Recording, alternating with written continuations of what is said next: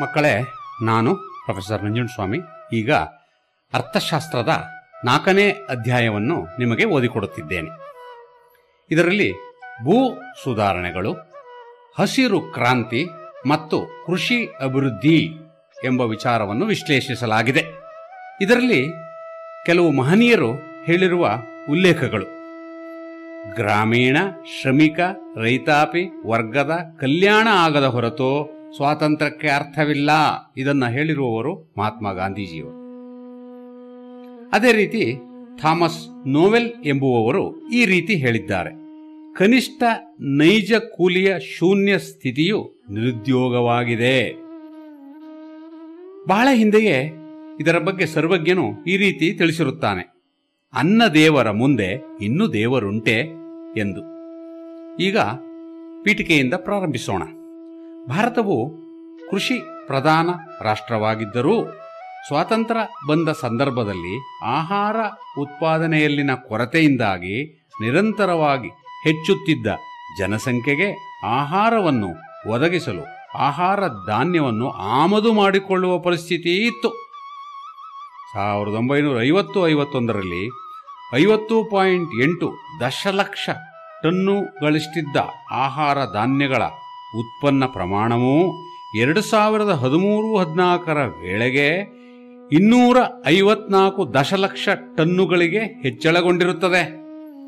ಈಗ ಭಾರತವು ಆಹಾರ ಉತ್ಪಾದನೆಯಲ್ಲಿ ಸ್ವಾವಲಂಬನೆ ಹೊಂದಿದ್ದು ಆಹಾರ ಪದಾರ್ಥಗಳನ್ನು ರಫ್ತು ಮಾಡುತ್ತಿದೆ.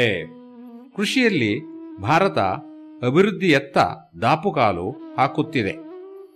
ಈ ಅಗಾಧ ಬದಲಾವಣೆಗೆ ಭದ್ರ ಬುನಾದಿ ಹಾಕಿದ್ದು ಭೂ ಸುಧಾರಣೆಗಳು, ಹಸಿರು ಕ್ರಾಂತಿ, ನೀರಾವರಿ ಅಭಿವೃದ್ಧಿ, ಯಾಂತ್ರೀಕರಣ ಮತ್ತು ತಾಂತ್ರಿಕತೆಯ ಬಳಕೆಗಳು. ಹಾಗಾದರೆ ಭೂ ಸುಧಾರಣೆಗಳು ಎಂದರೇನು? ಅದರ ಪ್ರಮುಖ ಉದ್ದೇಶಗಳನ್ನು ಸಹ ಅಭ್ಯಾಸ ಮಾಡೋಣ ಮತ್ತು ಇದಕ್ಕಾಗಿ ಜಾರಿಗೊಳಿಸಲಾದ ಪ್ರಮುಖ ಕಾರ್ಯಕ್ರಮಗಳ್ಯಾವುವು ಎಂಬುದನ್ನು ತಿಳಿಯೋಣ. ಹಸಿರು ಕ್ರಾಂತಿ ಎಂದರೇನು? ಅದರಿಂದ ಆದ ಪ್ರಯೋಜನಗಳೇನು? ಅದರ ಪ್ರತಿಕೂಲ ಪರಿಣಾಮಗಳೇನು?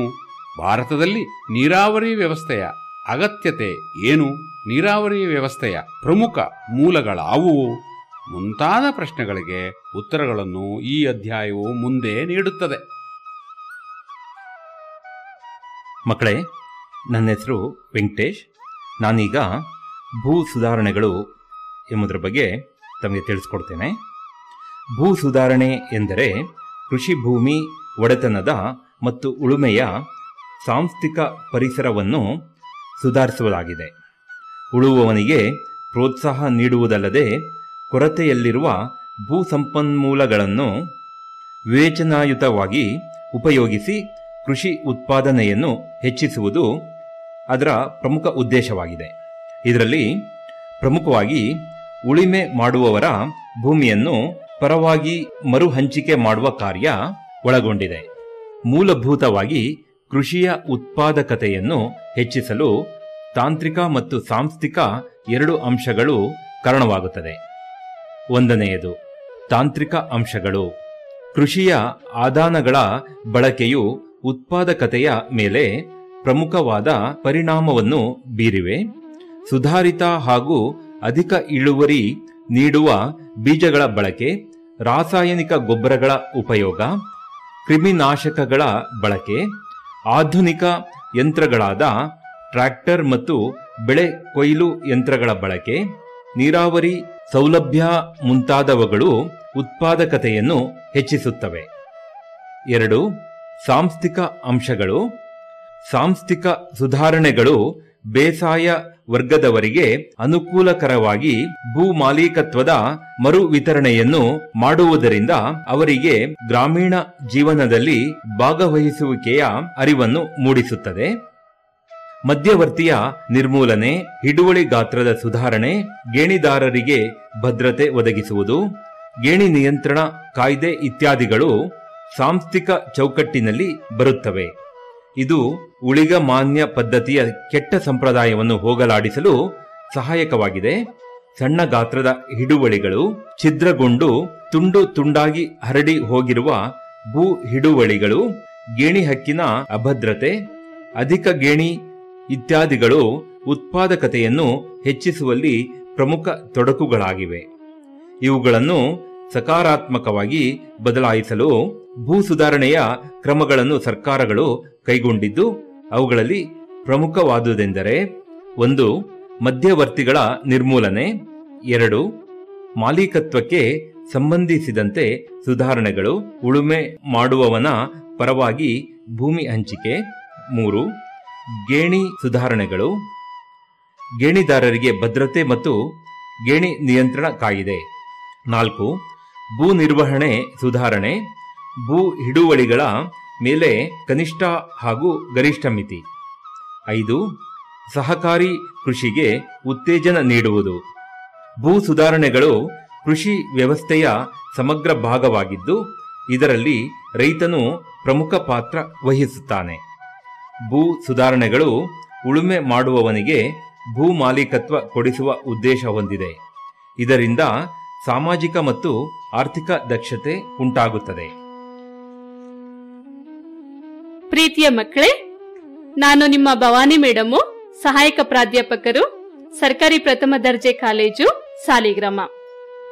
ಮಕ್ಕಳೇ, ಭೂ ಸುಧಾರಣೆಗಳ ಮಹತ್ವವನ್ನು ಕುರಿತು ತಿಳಿದುಕೊಳ್ಳೋಣ.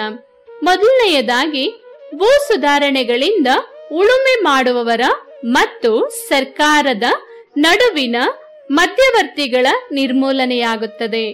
ಎರಡನೆಯದಾಗಿ, ಗೇಣಿ ನಿಯಂತ್ರಣ, ಗೇಣಿಯ ಭದ್ರತೆ ಹಾಗೂ ಉಳುಮೆದಾರರಿಗೆ ಭೂ ಮಾಲೀಕತ್ವ ಒಳಗೊಂಡ ಗೇಣಿ ಸುಧಾರಣಾ ಕ್ರಮಗಳಿಂದ ಗೇಣಿದಾರರ ಉತ್ಪಾದಕತೆ ಮತ್ತು ಆದಾಯ ಹೆಚ್ಚುತ್ತದೆ. ಅಲ್ಲದೆ ಕೃಷಿಯಲ್ಲಿ ಬಂಡವಾಳ ಹೂಡುವಿಕೆಯು ಅಧಿಕವಾಗುತ್ತದೆ. ಮೂರನೆಯದಾಗಿ, ಭೂ ಹಿಡುವಳಿಗಳ ಮೇಲೆ ಗರಿಷ್ಠ ಪರಮಾವಧಿ ಮಿತಿಯನ್ನು ಹಾಕುವುದರಿಂದ ಭೂಮಿಯ ಅಸಮಾನ ಒಡೆತನವನ್ನು ನಿಯಂತ್ರಿಸಬಹುದು. ನಾಲ್ಕನೆಯದಾಗಿ, ಭೂ ವಿಭಜನೆ ಮತ್ತು ಛಿದ್ರೀಕರಣಗಳನ್ನು ಹೋಗಲಾಡಿಸಿ ಹಿಡುವಳಿಗಳನ್ನು ಪುನರ್ ಸಂಘಟಿಸುವುದರಿಂದ ಉತ್ಪಾದನೆಯಲ್ಲಿ ಹೆಚ್ಚಳ ಸಾಧಿಸಬಹುದು. ಐದನೆಯದಾಗಿ, ಸಹಕಾರಿ ಭೂ ಹಿಡುವಳಿಗಳ ಸಂಘಗಳನ್ನು ಸಂಘಟಿಸಿ ಸಹಕಾರಿ ಕೃಷಿಯನ್ನು ಉತ್ತೇಜಿಸಿದರೆ ರೈತರ ಹಾಗೂ ಗ್ರಾಮೀಣ ಸರ್ವತೋಮುಖ ಅಭಿವೃದ್ಧಿ ಸಾಧ್ಯವಾಗುತ್ತದೆ. ಮಕ್ಕಳೇ, ಈಗ ಭೂ ಸುಧಾರಣೆಗಳನ್ನು ಜಾರಿಗೊಳಿಸಲು ಅಳವಡಿಸಿಕೊಂಡಿರುವ ವಿಧಾನಗಳನ್ನು ಕುರಿತು ತಿಳಿದುಕೊಳ್ಳೋಣ. ಮೊದಲನೆಯ ವಿಧಾನ ಮಧ್ಯವರ್ತಿಗಳ ನಿರ್ಮೂಲನೆ. ಸ್ವಾತಂತ್ರ್ಯ ಪೂರ್ವ ಭಾರತದ ಭೂ ಹಿಡುವಳಿ ವ್ಯವಸ್ಥೆಯನ್ನು 3 ವಿಧಗಳಾಗಿ ವಿಂಗಡಿಸಬಹುದು. ಅವುಗಳೆಂದರೆ ಜಮೀನ್ದಾರಿ ಪದ್ಧತಿ, ಮಹಲ್ವಾರಿ ಪದ್ಧತಿ ಮತ್ತು ರೈತವಾರಿ ಪದ್ಧತಿ.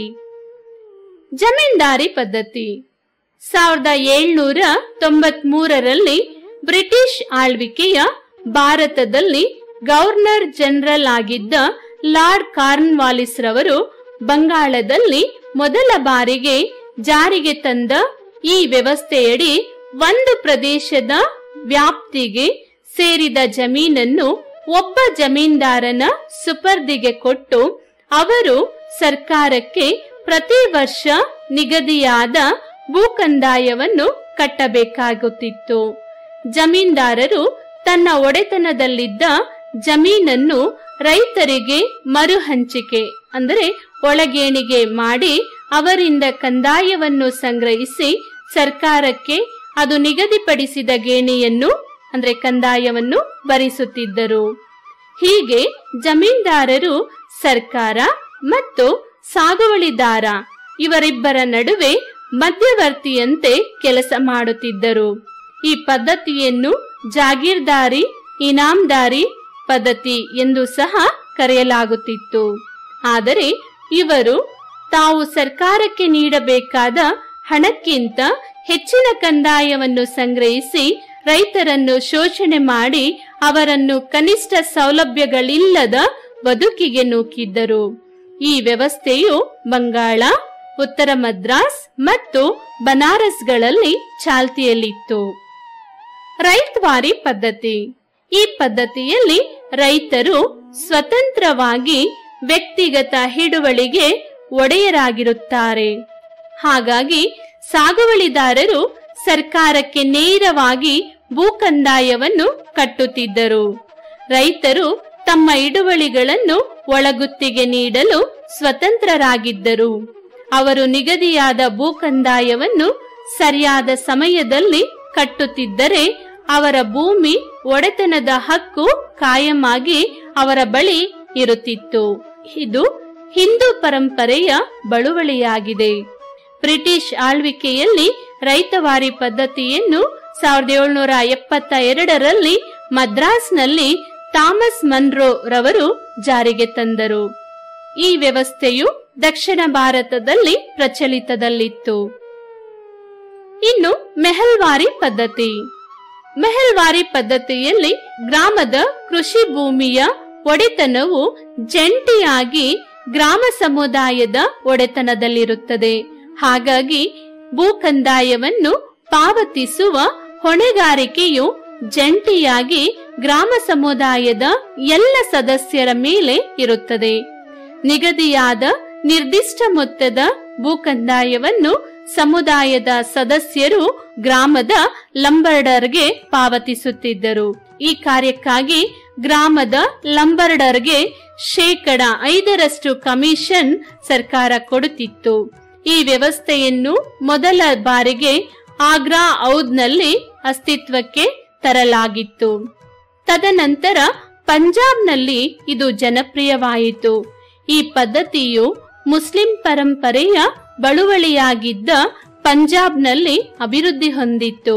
ಈ ಪದ್ಧತಿಯನ್ನು ಬ್ರಿಟಿಷ್ ಆಳ್ವಿಕೆಯಲ್ಲಿ 1822ರಲ್ಲಿ ವಿಲಿಯಂ ಬೆಂಟಿಂಗ್ ರವರು ಜಾರಿಗೆ ತಂದರು. ಭಾರತಕ್ಕೆ ಸ್ವಾತಂತ್ರ್ಯ ದೊರಕಿದ ಸಂದರ್ಭದಲ್ಲಿ ಮಧ್ಯವರ್ತಿ ಗೇಣಿ ಪದ್ಧತಿಗಳಾದಂತಹ ಜಮೀನ್ದಾರಿ, ಜಹಗೀರ್ ಪದ್ಧತಿಗಳ ಅಡಿಯಲ್ಲಿ 40% ಕೃಷಿ ಭೂಮಿ ಇತ್ತು.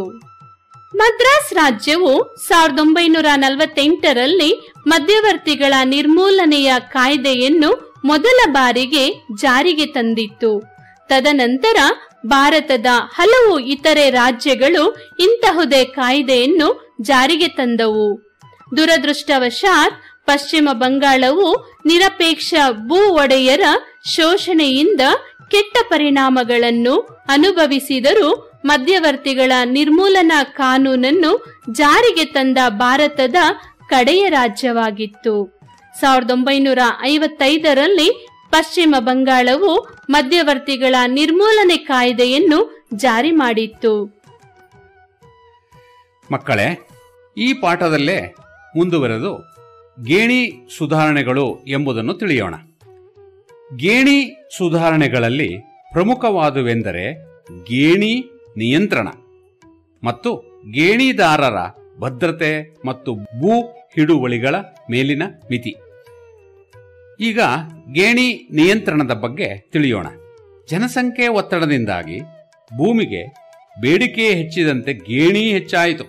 ಬೆಳೆದ ಬೆಳೆಯಲ್ಲಿ ಅರ್ಧದಷ್ಟನ್ನು ಗೇಣಿಯಾಗಿ ಮಾಲೀಕನಿಗೆ ಕೊಡುವ ಪರಿಪಾಠ ಆರಂಭವಾಯಿತು. ಹಾಗಾಗಿ ಉಳುಮೆ ಮಾಡುವವರ ಹಿತ ಕಾಯಲು ಸರ್ಕಾರ ಗೇಣಿ ನಿಯಂತ್ರಣಕ್ಕೆ ಮುಂದಾಯಿತು.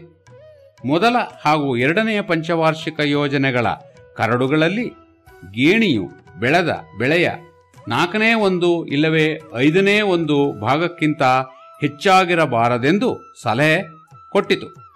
ಈ ನಿಟ್ಟಿನಲ್ಲಿ ಅನೇಕ ರಾಜ್ಯ ಸರ್ಕಾರಗಳು ಗೇಣಿಯನ್ನು ನಿಯಂತ್ರಿಸಲು ಆದೇಶವನ್ನೇ ಹೊರಡಿಸಿದವು. ಗುಜರಾತ, ಮಹಾರಾಷ್ಟ್ರ ಮತ್ತು ರಾಜಸ್ಥಾನ ಗೇಣಿಯನ್ನು ಬೆಳೆಯ ಗರಿಷ್ಠ 1/6 ನಿಗದಿಗೊಳಿಸಿದ್ದರೆ, ಅಸ್ಸಾಂ, ಕರ್ನಾಟಕ, ಮಣಿಪುರ ಮತ್ತು ತ್ರಿಪುರಾಗಳಲ್ಲಿ ಬೆಳೆಯ 4/1 ಭಾಗ ಮತ್ತು 5/1 ಒಳಗೆ ಇರಬೇಕೆಂದು ನಿಗದಿಗೊಳಿಸಲಾಯಿತು. ಪಂಜಾಬ್ನಲ್ಲಿ ಮತ್ತು ಜಮ್ಮು ಕಾಶ್ಮೀರದಲ್ಲಿ 3/1 ಭಾಗ, ತಮಿಳುನಾಡಿನಲ್ಲಿ 33.33 ರಿಂದ 40% ಒಳಗೆ, ಆಂಧ್ರಪ್ರದೇಶದಲ್ಲಿ ಬೆಳೆದ ಬೆಳೆಯ 4/1 ಗೇಣಿಯನ್ನು ನಿಗದಿಗೊಳಿಸಲಾಗಿದೆ. ಸ್ವತಂತ್ರ ಭಾರತದಲ್ಲಿ ಹಲವು ರಾಜ್ಯ ಸರ್ಕಾರಗಳು ರೈತರ ಪರವಾದ ಹಲವು ಕಾನೂನುಗಳನ್ನು ರೂಪಿಸಿವೆ. ಆದರೆ ಸರ್ಕಾರಗಳ ದೃಢ ಇಚ್ಛೆ ಇಲ್ಲದ ಕಾರಣ ಹಾಗೂ ಆ ಯೋಜನೆಗಳ ಪ್ರಯೋಜನಗಳ ಅರಿವಿಲ್ಲದ ಅಸಂಘಟಿತ ಬಡ ಅನಕ್ಷರಸ್ಥ ರೈತರು ಅವುಗಳ ಪ್ರಯೋಜನ ಪಡೆಯುವಲ್ಲಿ ವಿಫಲರಾದರು. 1948ರಿಂದ 1955ರವರೆಗೂ ವೈಯಕ್ತಿಕ ಉಳುಮೆ ಮಾಡುವ ನೆಪವೊಡ್ಡಿ ಭೂಮಾಲೀಕರು ಲಕ್ಷಾಂತರ ಉಳುಮೆಗಾರರನ್ನು ಒಕ್ಕಲೆಬ್ಬಿಸಿದರು. ಸರ್ಕಾರ ಇದನ್ನು ತಪ್ಪಿಸಲು ಎಚ್ಚೆತ್ತು 2ನೇ ಪಂಚವಾರ್ಷಿಕ ಯೋಜನೆಯ ಅವಧಿಯಲ್ಲಿ 2 ವಿಭಿನ್ನ ವಿಧಾನಗಳ ಮೇಲೆ ಭೂ ಹಿಡುವಳಿಗಳನ್ನು ಹಿಂಪಡೆಯುವ ತಾತ್ಕಾಲಿಕ ರೂಪುರೇಷೆಯನ್ನು ಮಾಡಿತ್ತು. ಒಂದು, ಎಲ್ಲ ಗೇಣಿದಾರರು ತಮ್ಮ ಭೂ ಹಿಡುವಳಿಗಳ ಮೇಲೆ ಸಂಪೂರ್ಣ ಭದ್ರತೆಯನ್ನು ನೀಡುವುದು ಹಾಗೂ ಭೂ ಮಾಲೀಕರಿಗೆ ವೈಯಕ್ತಿಕ ಉಳುಮೆಯ ಹಕ್ಕನ್ನು ನೀಡದೇ ಇರುವುದು. 2, ಭೂ ಮಾಲೀಕರು ಒಂದು ನಿಯಮಿತ ಭೂಮಿಯನ್ನು ವೈಯಕ್ತಿಕ ಉಳಿತಾಯ ಹೊಂದುವುದು, ಆದರೆ ಗೇಣಿದಾರರಿಗೆ ಕನಿಷ್ಠ ಭೂಮಿಯನ್ನು ಕೊಡುವುದು. ಆದರೆ 2 ಸ್ಥಿತಿಗಳಲ್ಲೂ ಗೇಣಿದಾರರಿಗೆ ಕನಿಷ್ಠ ಉಳುಮೆ ಜಮೀನಿನ ಅಧಿಕಾರವನ್ನು ಕೊಡುವುದು ಹಾಗೂ ಭೂ ಮಾಲೀಕನು ಹೊಂದಬಹುದಾದ ಭೂಮಿಯ ಬಗ್ಗೆ ಮಿತಿಯನ್ನು ಹೇರುವುದು ಸಾಮಾನ್ಯವಾಗಿತ್ತು. ಮಕ್ಕಳೇ, ಈಗ ಭೂ ಹಿಡುವಳಿಗಳ ಮೇಲಿನ ಗರಿಷ್ಠ ಮಿತಿ. ಭೂ ಮಾಲೀಕರು ಸರ್ಕಾರ ನಿಗದಿಗೊಳಿಸಿದ ಭೂ ಹಿಡುವಳಿಗಳಿಗಿಂತ ಹೆಚ್ಚಿನ ಭೂಮಿಯನ್ನು ಹೊಂದಿದ್ದರೆ ಅದನ್ನು ಸರ್ಕಾರ ತನ್ನ ವಶಕ್ಕೆ ಪಡೆದು ಭೂರಹಿತ ಜನರಿಗೆ ಅದನ್ನು ಹಂಚಿಕೆ ಮಾಡುವುದು ಭೂ ಹಿಡುವಳಿಗಳ ಮೇಲಿನ ಗರಿಷ್ಠ ಮಿತಿ ಕಾಯ್ದೆಯ ಮುಖ್ಯ ಉದ್ದೇಶ. ಸಂಪನ್ಮೂಲಗಳಲ್ಲಿ ಭೂಮಿಯ ಪೂರೈಕೆಗೆ ನಿರ್ದಿಷ್ಟ ಮಿತಿ ಇರುವುದರಿಂದ ಭೂ ಹಿಡುವಳಿಗಳ ಮೇಲೆ ಗರಿಷ್ಠ ಮಿತಿ ಅತ್ಯವಶ್ಯಕವಾಗಿದೆ. ಭೂ ಹಿಡುವಳಿಗಳ ಮೇಲಿನ ಪರಮಾವಧಿ ಮಿತಿ ನಿಯಮಗಳ ಕುರಿತು 1950ರಲ್ಲಿ ಪ್ರಥಮ ಬಾರಿಗೆ ಶಾಸನ ರೂಪಿಸಿ 1972ರಲ್ಲಿ ಅದನ್ನು ಪರಿಷ್ಕರಿಸಲಾಗಿದೆ. 1972ರ ನಂತರ ಕುಟುಂಬದ ಆಧಾರದ ಮೇಲೆ ಭೂ ಹಿಡುವಳಿಗಳ ಮೇಲೆ ಗರಿಷ್ಠ ಮಿತಿಯನ್ನು ನಿಗದಿ ಮಾಡಲಾಯಿತು. ಬಹುತೇಕ ಎಲ್ಲಾ ರಾಜ್ಯಗಳು ತಮ್ಮ ರಾಜ್ಯಗಳಲ್ಲಿ ಗರಿಷ್ಠ ಭೂ ಹಿಡುವಳಿಗಳ ಮಿತಿಯನ್ನು 2 ಬೆಳೆ ಬೆಳೆಯುವ ನೀರಾವರಿ ಭೂಮಿ, 1 ಬೆಳೆ ಬೆಳೆಯುವ ನೀರಾವರಿ ಭೂಮಿ ಹಾಗೂ ಮಳೆಯಾಶ್ರಿತ ಭೂಮಿ ಎಂದು ವಿಂಗಡಿಸಿ ನಿಗದಿಗೊಳಿಸಿದರು. ಉದಾಹರಣೆಗೆ, ಕರ್ನಾಟಕದಲ್ಲಿ 2 ಬೆಳೆಯನ್ನು ಬೆಳೆಯುವ ನೀರಾವರಿ ಭೂಮಿಯಾದರೆ 4.05ರಿಂದ 8.10 ಹೆಕ್ಟರ್ ವರ್ಷಕ್ಕೆ 1 ಬೆಳೆ ಬೆಳೆಯುವ ನೀರಾವರಿ ಭೂಮಿಗೆ 10.12ರಿಂದ 12.14 ಹೆಕ್ಟೇರ್ ಹಾಗೂ ಮಳೆಯಾಶ್ರಿತ ಭೂಮಿಯಾದರೆ 21.85 ಹೆಕ್ಟೇರ್ ಗರಿಷ್ಠ ಭೂಮಿ ನಿಗದಿ ಮಾಡಲಾಗಿದೆ. ಬೇನಾಮಿ ವ್ಯವಹಾರ ಅಂದರೆ ಸ್ವಾಧೀನಪಡಿಸಿಕೊಳ್ಳುವ ಆಸ್ತಿಯ ನಿಷೇಧಾತ್ಮಕ ಹಕ್ಕು ಕಾಯ್ದೆಯ ಅನ್ವಯ ಬೇನಾಮಿ ವ್ಯವಹಾರವನ್ನು ಅನೈತಿಕ ವ್ಯವಹಾರ ಎಂದು ಘೋಷಿಸಿದೆ. ಇದು ಭೂ ಸುಧಾರಣೆಗಳ ಒಂದು ಉತ್ತಮ ಹೆಜ್ಜೆಯಾಗಿದೆ. ಈಗ ಭೂ ಸುಧಾರಣೆಗಳ ವಿಫಲತೆಯ ಕಾರಣಗಳು ಎಂಬುದರ ಬಗ್ಗೆ ತಮಗೆ ತಿಳಿಸ್ಕೊಡ್ತೇನೆ. ಭೂ ಸುಧಾರಣೆಗಳು ಭಾರತದಲ್ಲಿ ವಿಫಲವಾಗಲು ಅನೇಕ ಕಾರಣಗಳಿವೆ. ಅವುಗಳಲ್ಲಿ ಪ್ರಮುಖವಾಗಿ 1. ರಾಜಕೀಯ ಇಚ್ಛಾಶಕ್ತಿಯ ಕೊರತೆ. ಸ್ವಾತಂತ್ರ್ಯಾನಂತರ ಚುನಾಯಿತರಾದ ಬಹುತೇಕ ಎಲ್ಲಾ ಸರ್ಕಾರಗಳು ರೈತ ಪರವಾದ ಧೋರಣೆಗಳನ್ನು ಹೊಂದಿವೆಯಾದರೂ ಪೂರ್ಣವಾಗಿ ಭೂ ಸುಧಾರಣೆಗಳನ್ನು ಕಟ್ಟುನಿಟ್ಟಾಗಿ ಜಾರಿಗೆ ತರಲು ಅವುಗಳಿಗೆ ಸಾಧ್ಯವಾಗಿಲ್ಲ. ಅದಕ್ಕೆ ರಾಜಕೀಯ ಇಚ್ಛಾಶಕ್ತಿಯ ಕೊರತೆಯೇ ಪ್ರಮುಖ ಕಾರಣವಾಗಿದೆ. 2ನೇಯದಾಗಿ, ಗೇಣಿದಾರರಿಂದ ಸರ್ಕಾರದ ಮೇಲೆ ಯಾವುದೇ ಒತ್ತಡ ಇಲ್ಲದಿರುವುದು. ಗೇಣಿದಾರರು ತಮ್ಮ ಪರವಾಗಿ ಭೂಮಿಯನ್ನು ಮರುಹಂಚಿಕೆ ಮಾಡುವಂತೆ ಇಲ್ಲವೇ ನಿರ್ಧರಿತ ಗೇಣಿಯನ್ನು ಮಾತ್ರವೇ ಸಂಗ್ರಹಿಸುವಂತೆ ಒತ್ತಡ ತರಲು ಸಾಧ್ಯವಾಗಲಿಲ್ಲ. ಇದಕ್ಕೆ ಅವರು ಅಸಂಘಟಿತರಾಗಿರುವುದು, ಅನಕ್ಷಸ್ಥರಾಗಿರುವುದು ಹಾಗೂ ಬಡವರಾಗಿರುವುದು ಕಾರಣವಾಗಿದೆ. 3ನೇದು, ಅಸಂಘಟಿತ ರೈತರ ಉತ್ಸಾಹಹೀನತೆ. ರೈತರು ಅಸಂಘಟಿತರಾಗಿರುವುದರಿಂದ ತಮ್ಮ ಹಕ್ಕುಗಳಿಗಾಗಲಿ ಇಲ್ಲವೇ ಭೂ ಸುಧಾರಣೆಗಳ ಜಾರಿಗಾಗಲಿ ಒಕ್ಕರಲಿನಿಂದ ಒತ್ತಾಯಿಸಲು ಸಾಧ್ಯವಾಗಿಲ್ಲ. 4. ಅಧಿಕಾರಶಾಹಿಗಳ ನಿರ್ದಯ ವರ್ತನೆ. ಅಧಿಕಾರಶಾಹಿಗಳು ಜಾರಿಗೆ ಬಂದ ಭೂ ಸುಧಾರಣೆಗಳನ್ನು ಫಲಾನುಭವಿಗಳಿಗೆ ತಲುಪಿಸುವಲ್ಲಿ ಉತ್ಸಾಹ ತೋರಲಿಲ್ಲ. ಭ್ರಷ್ಟಾಚಾರದಲ್ಲಿ ತೊಡಗಿಕೊಂಡ ಅಧಿಕಾರಿಗಳು ಇಚ್ಛಾಶಕ್ತಿ ಇಲ್ಲದ ರಾಜಕೀಯ ಶಕ್ತಿಯ ಕೊರತೆಯ ಲಾಭ ಪಡೆದು ಭಾರತದಲ್ಲಿ ಭೂ ಸುಧಾರಣೆಗಳು ಯಶಸ್ವಿಯಾಗದ ಹಾಗೆ ಮಾಡುವಲ್ಲಿ ಪ್ರಮುಖ ಪಾತ್ರ ವಹಿಸಿದರು.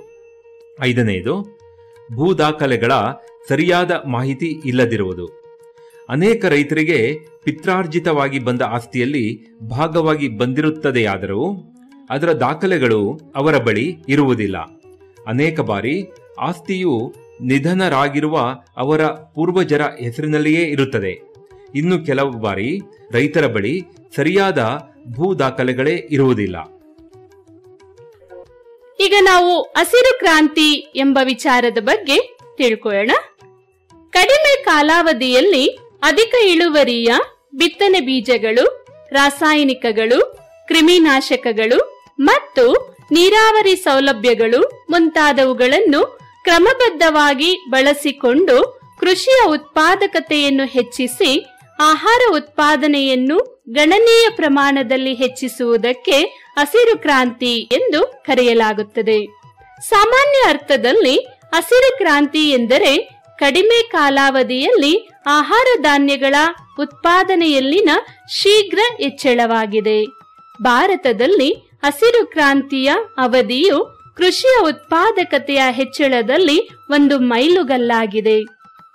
ಪ್ರೊಫೆಸರ್ ನಾರ್ಮನ್ ಬೋರ್ಲಾಗ್ ರವರು ಮೆಕ್ಸಿಕೋದಲ್ಲಿ ಗೋಧಿಯ ಹೊಸ ಅಧಿಕ ಇಳುವರಿ ಬೀಜಗಳನ್ನು ಅಭಿವೃದ್ಧಿಪಡಿಸುವ ಮೂಲಕ ಹೆಚ್ಚಿನ ಉತ್ಪಾದಕತೆಗೆ ನಾಂದಿ ಹಾಡಿದರು. ಆದ್ದರಿಂದಲೇ ಅವರನ್ನು ವಿಶ್ವದ ಹಸಿರು ಕ್ರಾಂತಿಯ ಪಿತಾಮಹ ಎಂದು ಕರೆಯುತ್ತೇವೆ. 1965ರಲ್ಲಿ ಮೆಕ್ಸಿಕೋದಲ್ಲಿ ನಾರ್ಮನ್ ಬೋರ್ಲಾಗ್ ರವರು ಕಂಡುಹಿಡಿದ ಅಧಿಕ ಇಳುವರಿ ಬೀಜಗಳನ್ನು ಉತ್ಪಾದನೆಯಲ್ಲಿ ಬಳಸಿದರ ಪ್ರತಿಫಲವಾಗಿ ಗೋಧಿಯ ಉತ್ಪಾದನೆಯ ಮಟ್ಟವು 1 ಹೆಕ್ಟೇರ್ಗೆ 5,000 ಕಿಲೋಗ್ರಾಂಗಳಿಂದ 6,000 ಕಿಲೋಗ್ರಾಂಗಳವರೆಗೆ ಹೆಚ್ಚಿತು. ಈ ಅಧಿಕ ಇಳುವರಿ ಬೀಜಗಳು ನೀರಾವರಿ ಸೌಲಭ್ಯಗಳು ಮತ್ತು ರಾಸಾಯನಿಕಗಳು, ಕ್ರಿಮಿನಾಶಕಗಳ ಅಗತ್ಯತೆಯನ್ನು ಹೊಂದಿತ್ತು. ಹಸಿರು ಕ್ರಾಂತಿಯು ಭಾರತದಲ್ಲಿ 1960-61ರಲ್ಲಿ ದೇಶದ ಆಯ್ದ 7 ಜಿಲ್ಲೆಗಳಲ್ಲಿ ಅಧಿಕ ಇಳುವರಿ ಬೀಜಗಳನ್ನು ಬಳಸುವ ಒಂದು ಪ್ರಾಯೋಗಿಕ ಯೋಜನೆಯಾಗಿ ಪ್ರಾರಂಭವಾಯಿತು. ನಂತರ 1966ರ ಮುಂಗಾರು ಅವಧಿಯಲ್ಲಿ ಸಾಂದ್ರ ಕೃಷಿ ಅಭಿವೃದ್ಧಿ ಕಾರ್ಯಕ್ರಮವನ್ನು ಅಳವಡಿಸಿಕೊಳ್ಳುವ ಮೂಲಕ ಬೀಜ, ಗೊಬ್ಬರ, ನೀರು, ತಂತ್ರಜ್ಞಾನ ಕಾರ್ಯಕ್ರಮವೆಂದು ಬಹಳಷ್ಟು ಪ್ರದೇಶಗಳಿಗೆ ಅದನ್ನು ವಿಸ್ತರಿಸಲಾಯಿತು. ಪ್ರಾರಂಭದಲ್ಲಿ ಅದನ್ನು 1.89 ದಶಲಕ್ಷ ಹೆಕ್ಟೇರ್ ಪ್ರದೇಶದಲ್ಲಿ ಮಾತ್ರ ಜಾರಿಗೊಳಿಸಿ ನಂತರ ಇಡೀ ದೇಶದಾದ್ಯಂತ ವಿಸ್ತರಿಸಲಾಯಿತು. ಅಲ್ಲಿಂದ ಈಚೆಗೆ ಈ ತಂತ್ರಜ್ಞಾನದ ಬಳಕೆ ಗಣನೀಯವಾಗಿ ವಿಸ್ತೃತಗೊಂಡಿದೆ. ಇದರ ಪರಿಣಾಮವಾಗಿ ಆಹಾರ ಉತ್ಪಾದನೆಯಲ್ಲಿ ಗಮನಾರ್ಹ ಹೆಚ್ಚಳವಾಯಿತು. ಇದನ್ನು ಹಸಿರು ಕ್ರಾಂತಿ ಎಂದು ಕರೆಯಲಾಗಿದೆ. ಮಕ್ಕಳೇ, ಈಗ ಹಸಿರು ಕ್ರಾಂತಿಯು ಒಳಗೊಂಡಿರುವ ಪ್ರಮುಖ ವಿಧಾನಗಳನ್ನು ಚರ್ಚಿಸೋಣ.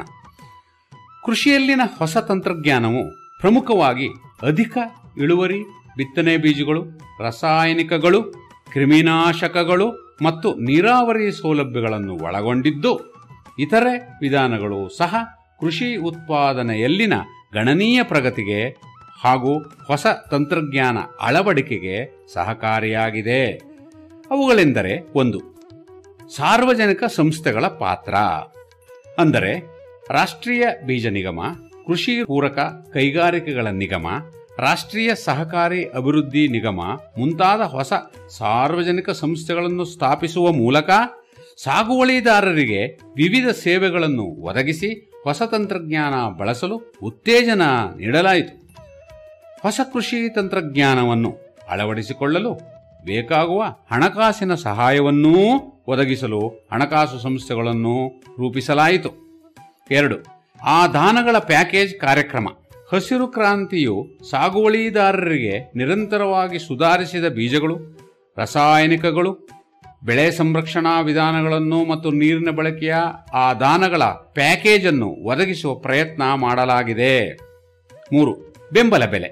ಕೃಷಿಗೆ ಸೂಕ್ತವಾದ ಬೆಲೆ ದೊರಕುವಂತಾಗಲೂ ಕೃಷಿ ಬೆಲೆ ಆಯೋಗವನ್ನು ಸ್ಥಾಪಿಸಲಾಯಿತು. ಇದರ ಅಡಿಯಲ್ಲಿ 1964ರಿಂದ ದೇಶಾದ್ಯಂತ ಕೃಷಿ ಬೆಳೆಗಳಿಗೆ ಸೂಕ್ತವಾದ ಬೆಂಬಲ ಬೆಲೆ ನೀಡುವ ನೀತಿಯನ್ನು ಜಾರಿಗೊಳಿಸಲಾಯಿತು. ಕೃಷಿ ಉತ್ಪಾದನೆಗೆ ಉತ್ತೇಜನ ನೀಡುವ ಸಲುವಾಗಿ ಆಹಾರ ಧಾನ್ಯಗಳಿಗೆ ಬೆಂಬಲ ಬೆಲೆಗಳ ಘೋಷಣೆಯನ್ನು ಆರಂಭಿಸಲಾಯಿತು. 4. ಕೃಷಿ ಯಾಂತ್ರೀಕರಣ ಮತ್ತು ಸುಧಾರಿಸಿದ ಸಲಕರಣೆಗಳು. ಹಸಿರು ಕ್ರಾಂತಿಯು ಕೃಷಿಯಲ್ಲಿನ ನವೀನ ತಂತ್ರಜ್ಞಾನ ಅಳವಡಿಕೆಗೆ ಅಗತ್ಯವಿರುವ ಟ್ರ್ಯಾಕ್ಟರ್, ಕಳಕೀಳುವ ಯಂತ್ರ, ಫಸಲನ್ನು ಕಟಾವು ಮಾಡುವ ಯಂತ್ರ ಮೊದಲಾದ ಸುಧಾರಿಸಿದ ಕೃಷಿ ಉಪಕರಣಗಳ ಬಳಕೆಗೆ ಹೆಚ್ಚಿನ ಒತ್ತನ್ನು ನೀಡಿತು. ಸಾಗುವಳಿದಾರರು ಸುಧಾರಿಸಿದ ಆದಾನಗಳ ಮತ್ತು ಮೂಲ ಸೌಕರ್ಯಗಳನ್ನು ಅಳವಡಿಸಿಕೊಳ್ಳುವಂತೆ ಉತ್ತೇಜಿಸಲು ವಿವಿಧ ರಾಜ್ಯಗಳಲ್ಲಿ ಕೃಷಿ ಪೂರಕ ಕೈಗಾರಿಕಾ ನಿಗಮವನ್ನು ಸ್ಥಾಪಿಸಲಾಯಿತು. 5. ಬಹುಬೆಳೆ ಪದ್ಧತಿ. ಭಾರತದಲ್ಲಿ ಬಹುಬೆಳೆ ಪದ್ಧತಿ ಕಾರ್ಯಕ್ರಮವನ್ನು ಹಸಿರು ಕ್ರಾಂತಿಯ ಮುಖಾಂತರ ಪರಿಚಯಿಸಲಾಯಿತು. ಇದರ ಮುಖ್ಯ ಉದ್ದೇಶ ರೈತರು ತಮ್ಮ ಹೊಲದಲ್ಲಿ ಒಂದು ವರ್ಷದಲ್ಲಿ 3 ಅಥವಾ ಅದಕ್ಕಿಂತ ಹೆಚ್ಚು ಬೆಳೆಗಳನ್ನು ಬೆಳೆಯುವ ಮೂಲಕ ಉತ್ಪಾದನೆಯನ್ನು ಹೆಚ್ಚಿಸುವುದಾಗಿದೆ. ಇದು ಉತ್ಪಾದನೆಯಲ್ಲಿ ಹೆಚ್ಚಳವಲ್ಲದೆ ರೈತರಿಗೆ ಸಾಕಷ್ಟು ಆದಾಯವನ್ನೂ ತಂದುಕೊಡುತ್ತದೆ. 6. ಸಸ್ಯ ಸಂರಕ್ಷಣಾ ವಿಧಾನಗಳು. ಸಸ್ಯ ಸಂರಕ್ಷಣೆಯು ನವೀನ ಕೃಷಿ ತಂತ್ರಜ್ಞಾನದ ಮತ್ತೊಂದು ಪ್ರಮುಖ ವಿಧಾನ. ರೋಗ ಮತ್ತು ಕ್ರಿಮಿಕೀಟಗಳು ಬೆಳೆಯ ನಷ್ಟಕ್ಕೆ ಕಾರಣವಾಗುತ್ತದೆ. ಹಸಿರು ಕ್ರಾಂತಿ ಕಾರ್ಯಕ್ರಮವು ಬೀಜಗಳ ಸಂರಕ್ಷಣೆ ಮತ್ತು ಬೆಳೆ ಸಂರಕ್ಷಣೆಗೆ ಬೇಕಾದ ಕ್ರಿಮಿನಾಶಕ ಮತ್ತು ಕೀಟನಾಶಕಗಳ ಬಳಕೆಯನ್ನು ಒಳಗೊಂಡಿದೆ. 7. ಸಾಲ ಸೌಲಭ್ಯಗಳು. ರೈತರಿಗೆ ಅಗತ್ಯವಿರುವ ಸಾಕಷ್ಟು ಪ್ರಮಾಣದ ಹಣಕಾಸನ್ನು ಕಡಿಮೆ ಬಡ್ಡಿ ದರದಲ್ಲಿ ಸಾಂಸ್ಥಿಕ ಹಣಕಾಸಿನ ಮೂಲಗಳು ಒದಗಿಸುವ ಮೂಲಕ ಕೃಷಿಯಲ್ಲಿ ಹೊಸ ತಂತ್ರಜ್ಞಾನದ ಅಳವಡಿಕೆಗೆ ಸಹಕಾರಿಯಾಗಿದೆ. ಭಾರತದಲ್ಲಿ ವಾಣಿಜ್ಯ ಬ್ಯಾಂಕುಗಳು, ಸಹಕಾರಿ ಬ್ಯಾಂಕುಗಳು, ಪ್ರಾದೇಶಿಕ ಗ್ರಾಮೀಣ ಬ್ಯಾಂಕುಗಳು ಕೃಷಿಗೆ ಅಗತ್ಯವಿರುವ ಹಣಕಾಸನ್ನು ಒದಗಿಸುವುದರಲ್ಲಿ ನಿರತವಾಗಿವೆ. 8. ಮಣ್ಣಿನ ಸಂರಕ್ಷಣೆ. ಹಸಿರು ಕ್ರಾಂತಿಯನ್ನು ವಿಸ್ತರಿಸಲು ಮೊದಲಿಗೆ ಮಣ್ಣಿನ ಸವೆತವನ್ನು ತಡೆಗಟ್ಟುವುದು, ನಂತರ ಶುಷ್ಕ ಭೂಮಿಯನ್ನು ಹಾಗೂ ಬಂಜರು ಭೂಮಿಯಲ್ಲಿ ಸಾಗುವಳಿ ಮಾಡಲು ಉತ್ತೇಜಿಸುವುದು, ಈ ಮೂಲಕ ಸಾಗುವಳಿ ಮಾಡಬಹುದಾದ ಪ್ರದೇಶವನ್ನು ವಿಸ್ತರಿಸುವುದಾಗಿದೆ. 9. ಮಾರುಕಟ್ಟೆ ಸೌಲಭ್ಯಗಳು.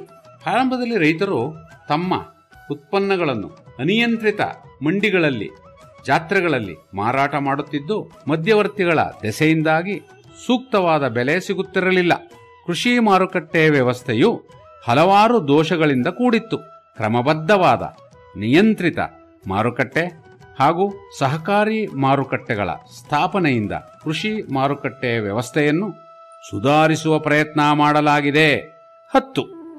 ಗ್ರಾಮೀಣ ವಿದ್ಯುದ್ದೀಕರಣ. ಕೃಷಿ ವಲಯಕ್ಕೆ ವಿದ್ಯುತ್ತನ್ನು ಸಮರ್ಪಕವಾಗಿ ಪೂರೈಸುವ ಸಲುವಾಗಿ ಗ್ರಾಮೀಣ ವಿದ್ಯುದೀಕರಣ ನಿಗಮವನ್ನು ಸ್ಥಾಪಿಸಲಾಯಿತು. 1950-51ರಲ್ಲಿ ಕೇವಲ 3,000 ಹಳ್ಳಿಗಳಲ್ಲಿ ಮಾತ್ರ ವಿದ್ಯುತ್ ಸಂಪರ್ಕವಿತ್ತು. ಅದು 2014ರ ವೇಳೆಗೆ 5.32 ಲಕ್ಷ ಹಳ್ಳಿಗಳಿಗೆ ವಿಸ್ತೃತವಾಯಿತು. ಇದರಿಂದ ಸಣ್ಣ ಪ್ರಮಾಣದ ನೀರಾವರಿ ಯೋಜನೆಗಳಾದ ಕೊಳವೆ ಬಾವಿ, ಪಂಪ್ಸೆಟ್, ಹನಿ ನೀರಾವರಿ, ತುಂತುರು ನೀರಾವರಿ ಪದ್ಧತಿಗಳನ್ನು ಅಳವಡಿಸಿಕೊಳ್ಳಲು ಸಹಕಾರಿಯಾಗಿದೆ. ಈ ಮೂಲಕ ಕೃಷಿ ಉತ್ಪಾದನೆ ಹೆಚ್ಚಳಕ್ಕೆ ನೆರವಾಗಿದೆ. ಒಟ್ಟಾರೆಯಾಗಿ ಹಸಿರು ಕ್ರಾಂತಿಯ ಪ್ರಗತಿಯಿಂದ ಸಾಗುವಳಿ ಮಾಡಬಹುದಾದ ಪ್ರದೇಶ ಮತ್ತು ಉತ್ಪಾದನೆಯಲ್ಲಿ ಹೆಚ್ಚಳ ಸಾಧಿಸಿತು.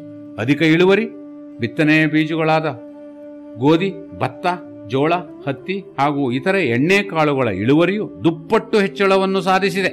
ಆದ್ದರಿಂದಲೇ ಹಸಿರು ಕ್ರಾಂತಿಯು ಭಾರತದ ಕೃಷಿ ಇತಿಹಾಸದಲ್ಲಿಯೇ ಒಂದು ದೊಡ್ಡ ಮೈಲಿಗಲ್ಲಾಗಿದೆ.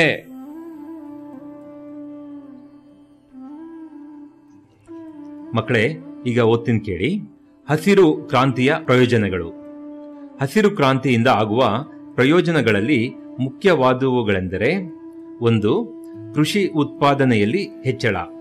ಕೃಷಿಯಲ್ಲಿ ಹೊಸ ತಂತ್ರಜ್ಞಾನದ ನೇರ ಪರಿಣಾಮವೆಂದರೆ ಕೃಷಿ ಉತ್ಪಾದನೆಯಲ್ಲಿ ಶೀಘ್ರ ಹೆಚ್ಚಳವಾಗಿರುವುದು. ಹಸಿರು ಕ್ರಾಂತಿಯ ಅವಧಿಯಲ್ಲಿ ಗೋಧಿ ಮತ್ತು ಅಕ್ಕಿ ಉತ್ಪಾದನೆಯಲ್ಲಿ ಗಮನಾರ್ಹವಾದ ಹೆಚ್ಚಳ ಸಾಧಿಸಲಾಗಿದೆ. 1960-61ರ ಅವಧಿಯಲ್ಲಿ 11 ದಶಲಕ್ಷ ಟನ್ನುಗಳಷ್ಟು ಇದ್ದ ಗೋಧಿಯ ಉತ್ಪಾದನೆಯು 2013-14ರ ವೇಳೆಗೆ 95.8 ದಶಲಕ್ಷ ಟನ್ನುಗಳಿಗೆ ಹೆಚ್ಚಳವಾಗಿದೆ. ಅದೇ ಅವಧಿಯಲ್ಲಿ ಆಹಾರ ಧಾನ್ಯಗಳ ಉತ್ಪಾದನೆಯ ಪ್ರಮಾಣವು 82 ದಶಲಕ್ಷ ಟನ್ನುಗಳಿಂದ 254 ದಶಲಕ್ಷ ಟನ್ನುಗಳಿಗೆ ಹೆಚ್ಚಾಗಿದೆ. ಎರಡನೇದಾಗಿ ಕೃಷಿ ಉತ್ಪಾದಕತೆಯಲ್ಲಿನ ಹೆಚ್ಚಳ. ಕೃಷಿಯಲ್ಲಿ ಸುಧಾರಿಸಿದ ಬಿತ್ತನೆ ಬೀಜಗಳ ಬಳಕೆ, ರಾಸಾಯನಿಕ ಗೊಬ್ಬರ, ಕ್ರಿಮಿನಾಶಕ ಮತ್ತು ಕ್ರಮಬದ್ಧವಾದ ಹಾಗೂ ಸಮರ್ಪಕವಾದ ನೀರಾವರಿ ಸೌಲಭ್ಯದ ಕಾರಣದಿಂದಾಗಿ ಪ್ರತಿ ಹೆಕ್ಟೇರ್ ಪ್ರದೇಶದಲ್ಲಿನ ಆಹಾರದಲ್ಲಿ ಇಳುವರಿಯ ಪ್ರಮಾಣವು ಹೆಚ್ಚಳವಾಯಿತು. 1960-61 ಅವಧಿಯಲ್ಲಿ ಪ್ರತಿ ಹೆಕ್ಟೇರ್ ಪ್ರದೇಶದಲ್ಲಿ 850 ಕೆಜಿಗಳಷ್ಟು ಗೋಧಿಯ ಉತ್ಪಾದನೆಯ ಪ್ರಮಾಣವು 2013-14 ವೇಳೆಗೆ 3059 ಕೆಜಿಗಳಿಗೆ ಹೆಚ್ಚಾಯಿತು. ಹಾಗೆಯೇ 1960-61 ಅವಧಿಯಲ್ಲಿ ಪ್ರತಿ ಹೆಕ್ಟೇರ್ ಪ್ರದೇಶದಲ್ಲಿ 710 ಕಿಲೋಗ್ರಾಂನಷ್ಟಿದ್ದ ಆಹಾರ ಧಾನ್ಯಗಳ ಉತ್ಪಾದನೆಯ ಪ್ರಮಾಣವು 2013-14 ವೇಳೆಗೆ 2059 ಕಿಲೋಗ್ರಾಂಗಳಿಗೆ ಹೆಚ್ಚಾಯಿತು. 3. ಉದ್ಯೋಗಾವಕಾಶಗಳ ಸೃಷ್ಟಿ. ಆಧುನಿಕ ಕೃಷಿ ತಂತ್ರಜ್ಞಾನದ ಕಾರಣದಿಂದಾಗಿ ಉದ್ಯೋಗಾವಕಾಶಗಳು ಹೆಚ್ಚಾಗಿವೆ. ಸಾಂದ್ರ ಬೇಸಾಯ, ಬಹುಬೆಳೆ ಪದ್ಧತಿ, ನೀರಾವರಿ ಸೌಲಭ್ಯಗಳು, ಮಾರುಕಟ್ಟೆ ಮತ್ತು ಸಾರಿಗೆಯ ಗಾತ್ರದ ವಿಸ್ತರಣೆ ಮುಂತಾದವು ಉದ್ಯೋಗ ಸೃಷ್ಟಿಗೆ ಕಾರಣವಾಗಿದೆ. 4. ಬೆಳೆ ರಚನಾ ಪದ್ಧತಿಯಲ್ಲಿ ಬದಲಾವಣೆ. ಹಸಿರು ಕ್ರಾಂತಿಯು ಬೆಳೆ ರಚನಾ ಪದ್ಧತಿಯಲ್ಲಿನ ಮಹತ್ತರ ಬದಲಾವಣೆಗಳಿಗೆ ನೆರವಾಗಿದೆ. ಹಸಿರು ಕ್ರಾಂತಿಯ ಪೂರ್ವದಲ್ಲಿ ರೈತರು ಸಾಮಾನ್ಯವಾಗಿ ಗೋಧಿ, ಭತ್ತ, ಜೋಳ ಮತ್ತು ಮುಂತಾದ ಆಹಾರ ಬೆಳೆಗಳಿಗೆ ಮಾತ್ರ ಸೀಮಿತವಾಗಿದ್ದು, ಹಸಿರು ಕ್ರಾಂತಿಯ ನಂತರದ ಅವಧಿಯಲ್ಲಿ ರೈತರು ಎಣ್ಣೆಕಾಳು ಬೀಜಗಳು, ವಾಣಿಜ್ಯ ಬೆಳೆಗಳನ್ನು ಬೆಳೆಯುವುದರ ಕಡೆಗೆ ಹೆಚ್ಚಿನ ಆಸಕ್ತಿ ವಹಿಸುವ ಮೂಲಕ ಜೀವನಾಧಾರ ಬೇಸಾಯದಿಂದ ವಾಣಿಜ್ಯ ಬೇಸಾಯಕ್ಕೆ ರೈತರು ಹೆಚ್ಚಿನ ಒಲವು ತೋರಿಸುತ್ತಿದ್ದಾರೆ. 5. ರೈತರಿಗೆ ಅಧಿಕ ಆದಾಯ. ಹಸಿರು ಕ್ರಾಂತಿಯ ತರುವಾಯ ರೈತರ ಆರ್ಥಿಕ ಸ್ಥಿತಿಯು ಉತ್ತಮಗೊಂಡಿದೆ. ಕೃಷಿಕರಿಗೆ ಮತ್ತು ಕೃಷಿ ಕಾರ್ಮಿಕರಿಗೆ ಸಾಕಷ್ಟು ಆದಾಯವನ್ನು ಒದಗಿಸುವ ಮೂಲಕ ರೈತರ ಜೀವನ ಮಟ್ಟವನ್ನು ಸುಧಾರಿಸಿದೆ. 6. ಕೈಗಾರಿಕೆಗಳ ಅಭಿವೃದ್ಧಿ. ಹಸಿರು ಕ್ರಾಂತಿಯು ಕೈಗಾರಿಕೆಗಳ ಮೇಲೆ ಅನುಕೂಲಕರ ಪರಿಣಾಮಗಳನ್ನು ಬೀರಿದೆ. ಕೃಷಿಯಲ್ಲಿ ಯಾಂತ್ರೀಕರಣದ ಅಳವಡಿಕೆಯಿಂದ ಟ್ರ್ಯಾಕ್ಟರ್ ಉತ್ಪಾದಿಸುವ ಘಟಕಗಳು, ರಾಸಾಯನಿಕ ಗೊಬ್ಬರಗಳ ಕಾರ್ಖಾನೆ, ಕ್ರಿಮಿನಾಶಕಗಳ ಕಾರ್ಖಾನೆಗಳು ಹಾಗೂ ವಿವಿಧ ಹೈಬ್ರಿಡ್ ಬೀಜ ತಯಾರಿಸುವ ಕಂಪನಿಗಳು ವಿಸ್ತೃತಗೊಂಡಿವೆ.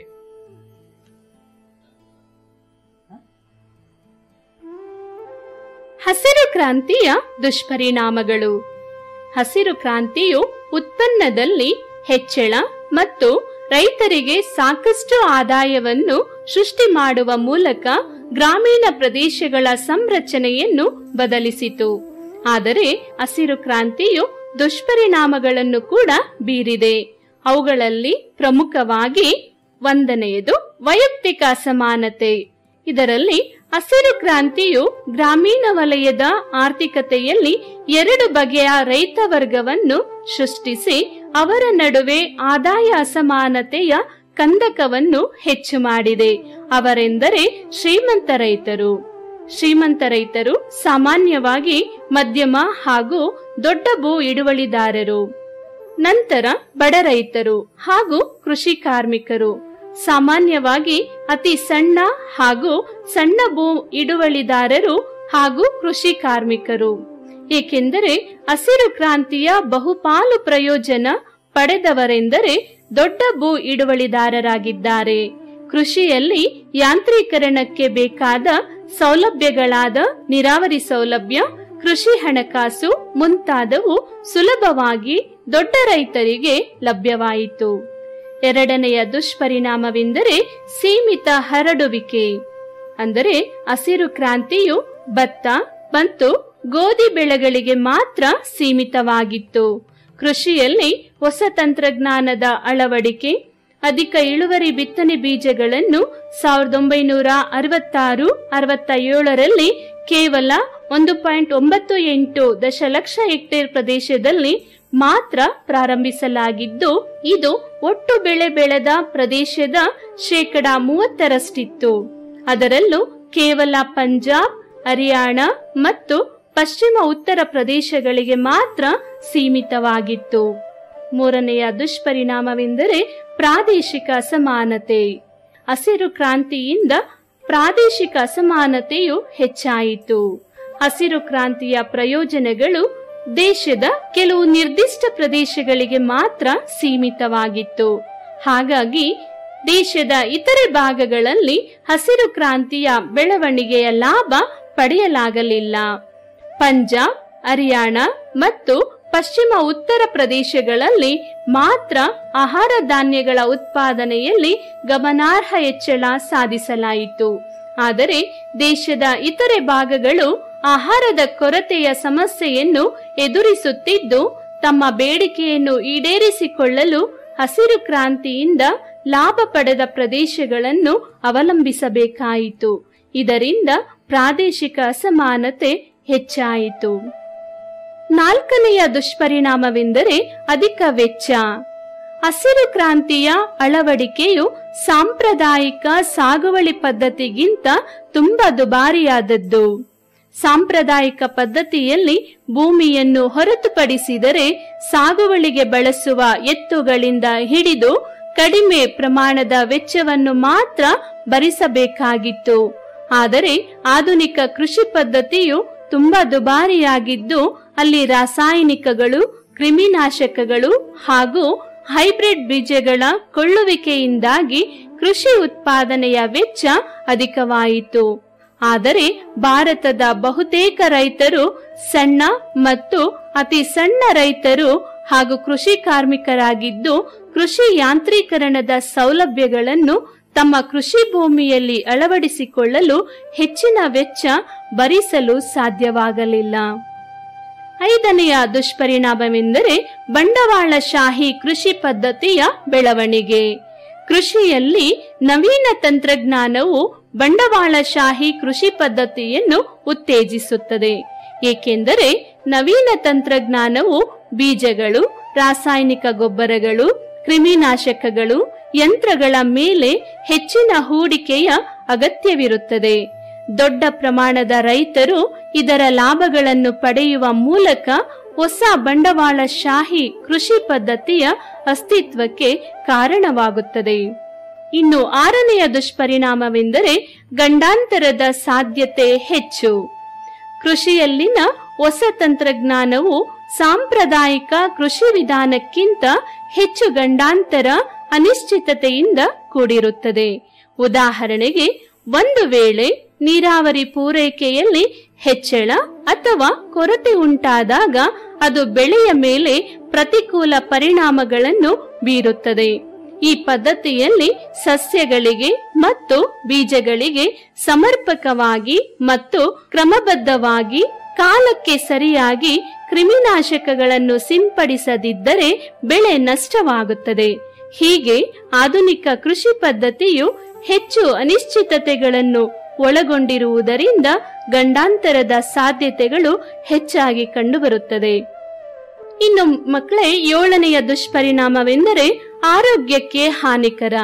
ಒಟ್ಟು ಆಹಾರ ಧಾನ್ಯಗಳ ಉತ್ಪಾದನೆಯಲ್ಲಿ ಹೆಚ್ಚಳವು ಬೆಳೆಯುತ್ತಿರುವ ಜನಸಂಖ್ಯೆಗೆ ಹಸಿರು ಕ್ರಾಂತಿಯ ಅಗತ್ಯತೆಯನ್ನು ತೋರಿಸುತ್ತದೆ. ಆದರೆ ಇದು ಎಲ್ಲ ಬಗೆಯ ಪೋಷಕಾಂಶಗಳನ್ನು ಪೂರೈಸುವುದಿಲ್ಲ. ಭಾರತದಲ್ಲಿ ಪ್ರೋಟೀನ್ನ ತಲಾ ಲಭ್ಯತೆಯು ಅತಿ ಕಡಿಮೆ ಇದೆ. ಭಾರತದ 3 ಜನರಲ್ಲಿ ಒಬ್ಬರು ಕಡಿಮೆ ಮಟ್ಟದ ಪ್ರೋಟೀನ್ ಅನ್ನು ಸೇವಿಸುತ್ತಿದ್ದಾರೆ. ಅಲ್ಲದೆ ಆಧುನಿಕ ಕೃಷಿಯಲ್ಲಿ ಬಳಸುತ್ತಿರುವ ರಾಸಾಯನಿಕಗಳಿಂದ ಹಲವಾರು ಅನಾರೋಗ್ಯಗಳು ಕಂಡುಬಂದಿವೆ. ಉದಾಹರಣೆಗೆ, ಕೇರಳದ ಕಾಸರಗೋಡಿನ ತೋಟಗಳಲ್ಲಿ ಬಳಸುವ ಎಂಡೋಸಲ್ಫಾನ್ ಕ್ರಿಮಿನಾಶಕವು ಅಲ್ಲಿನ ಜನರ ಆರೋಗ್ಯದ ಮೇಲೆ ವ್ಯತಿರಿಕ್ತ ಪರಿಣಾಮವನ್ನು ಉಂಟುಮಾಡಿದೆ. 8ನೆಯ ದುಷ್ಪರಿಣಾಮವೆಂದರೆ ಪರಿಸರ ಮಾಲಿನ್ಯ. ಆಧುನಿಕ ಕೃಷಿ ಪದ್ಧತಿಯಲ್ಲಿ ಅಧಿಕ ಉತ್ಪಾದನೆಯನ್ನು ಪಡೆಯುವ ಸಲುವಾಗಿ ಅಗತ್ಯಕ್ಕಿಂತ ಹೆಚ್ಚಿನ ಕ್ರಿಮಿನಾಶಕಗಳನ್ನು ಬಳಸುವುದರಿಂದ ಭೂಮಿಯು ತನ್ನ ಸತ್ವವನ್ನು ಕ್ರಮೇಣವಾಗಿ ಕಳೆದುಕೊಳ್ಳುತ್ತದೆ. ಬಂಜರು ಭೂಮಿಯಾಗಿ ಪರಿವರ್ತನೆ ಹೊಂದುತ್ತದೆ. ಇದಲ್ಲದೆ ಸಾಕಷ್ಟು ಸ್ಥಳೀಯ ಸ್ವಾಭಾವಿಕ ಜೈವಿಕ ಪ್ರಭೇದಗಳ ನಾಶಕ್ಕೂ ಕಾರಣವಾಗುತ್ತದೆ. ಉದಾಹರಣೆಗೆ ಕ್ರಿಮಿನಾಶಕಗಳ ಹೆಚ್ಚಿನ ಬಳಕೆಯಿಂದಾಗಿ ಜೀರುಂಡೆಯಂತಹ ಕೀಟಗಳು ಇಲ್ಲವಾಗಿವೆ. ಅದಲ್ಲದೆ ರೈತನ ಮಿತ್ರ ಎಂದೇ ಕರೆಯಲ್ಪಡುವ ಎರೆಹುಳು ಇಂದು ವಿನಾಶದ ಹಂಚಿನಲ್ಲಿದೆ. ಮಕ್ಕಳೇ, ಈಗ ಎರಡನೇ ಹಸಿರು ಕ್ರಾಂತಿಯ ಬಗ್ಗೆ ತಿಳಿದುಕೊಳ್ಳೋಣ. ಜನಸಂಖ್ಯೆಯ ಬೆಳವಣಿಗೆ ದರಕ್ಕಿಂತ ಅಧಿಕ ದರದಲ್ಲಿ ಆಹಾರ ಉತ್ಪಾದನೆ ಮಾಡುವುದು ಹಾಗೂ ಆಹಾರ ಧಾನ್ಯಗಳನ್ನು ಮತ್ತು ಇತರ ಪದಾರ್ಥಗಳನ್ನು ರಫ್ತು ಮಾಡಿ ಇನ್ನೂ ಹೆಚ್ಚಿನ ಲಾಭ ಗಳಿಸಲು ಭಾರತ ಸರ್ಕಾರವು ಎರಡನೇ ಹಸಿರು ಕ್ರಾಂತಿಗೆ ಸಜ್ಜಾಗುತ್ತಿದೆ. ಈ ಸಂದರ್ಭದಲ್ಲಿ ಹಸಿರು ಕ್ರಾಂತಿಯನ್ನು ಇನ್ನಷ್ಟು ವ್ಯಾಪಕಗೊಳಿಸಲು ಅಳವಡಿಸಿಕೊಳ್ಳಬಹುದಾದ ಪ್ರಮುಖ ಸಲಹೆಗಳು ಇವೆ. ಅವುಗಳೆಂದರೆ: 1. ಎಲ್ಲಾ ಆಹಾರ ಮತ್ತು ಆಹಾರೇತರ ಬೆಳೆಗಳಿಗೆ ವಿಸ್ತರಣೆ, ಅಂದರೆ ಆಧುನಿಕ ಸಾಗುವಳಿ ಪದ್ಧತಿಯನ್ನು ಇತರೆ ಆಹಾರ ಮತ್ತು ಆಹಾರೇತರ ಬೆಳೆಗಳಾದ ಎಣ್ಣೆಕಾಳು, ಹತ್ತಿ, ಕಬ್ಬು, ಸೆಣಬು ಇತ್ಯಾದಿಗಳಿಗೂ ವಿಸ್ತರಿಸುವುದು. ದೇಶದ ಕೆಲವೇ ಪ್ರದೇಶಗಳಿಗೆ ಸೀಮಿತವಾಗಿರುವ ಹೊಸ ಕೃಷಿ ತಂತ್ರಜ್ಞಾನವನ್ನು ಎಲ್ಲಾ ಭಾಗಗಳಿಗೂ ವಿಸ್ತರಿಸುವುದು. 2. ಸಮರ್ಪಕವಾದ ನೀರಾವರಿ ಸೌಲಭ್ಯವನ್ನು ಸೃಷ್ಟಿಸುವುದು. ನೀರು ಆಧುನಿಕ ಕೃಷಿ ಪದ್ಧತಿಯ ಮೂಲ ಆಧಾರವಾಗಿದೆ. ಆದ್ದರಿಂದ ಸರ್ಕಾರಿ ಸಂಸ್ಥೆಗಳು ನೀರಾವರಿ ಮೂಲಗಳನ್ನು ಉತ್ತೇಜಿಸುವ ಯೋಜನೆಗಳನ್ನು ಜಾರಿಗೊಳಿಸುವುದು. 3. ಮಣ್ಣಿನ ಪರೀಕ್ಷೆ. ಮಣ್ಣಿನ ಸತ್ವಕ್ಕೆ ತಕ್ಕಂತೆ ಬೀಜ ಗೊಬ್ಬರಗಳನ್ನು ಬಳಸಲು ಅನುವು ಮಾಡಿಕೊಳ್ಳಲು ಎಲ್ಲ ಜಮೀನಿನ ಮಣ್ಣಿನ ಪರೀಕ್ಷೆಯನ್ನು ಕಾಲಕಾಲಕ್ಕೆ ಮಾಡಿ ಸಂಬಂಧಪಟ್ಟ ರೈತರಿಗೆ ತಿಳಿಸುವುದು. 4. ಹಸಿರು ಕ್ರಾಂತಿ ವಿಸ್ತರಣೆ. ಹಸಿರು ಕ್ರಾಂತಿಯನ್ನು ಶುಷ್ಕ ಮತ್ತು ಅರೆ ಶುಷ್ಕ ಮಳೆಯಾಶ್ರಿತ ಪ್ರದೇಶಗಳಿಗೂ ವಿಸ್ತರಿಸುವುದು. 5. ಸಣ್ಣ ಮತ್ತು ಅತಿ ಸಣ್ಣ ರೈತರಿಗೆ ಆದ್ಯತೆ. ಸಣ್ಣ ಮತ್ತು ಅತಿ ಸಣ್ಣ ರೈತರಿಗೆ ಸುಲಭವಾಗಿ ಮತ್ತು ಸಮರ್ಪಕವಾಗಿ ಕೃಷಿ ಆದಾನಗಳನ್ನು ಪೂರೈಸುವುದು.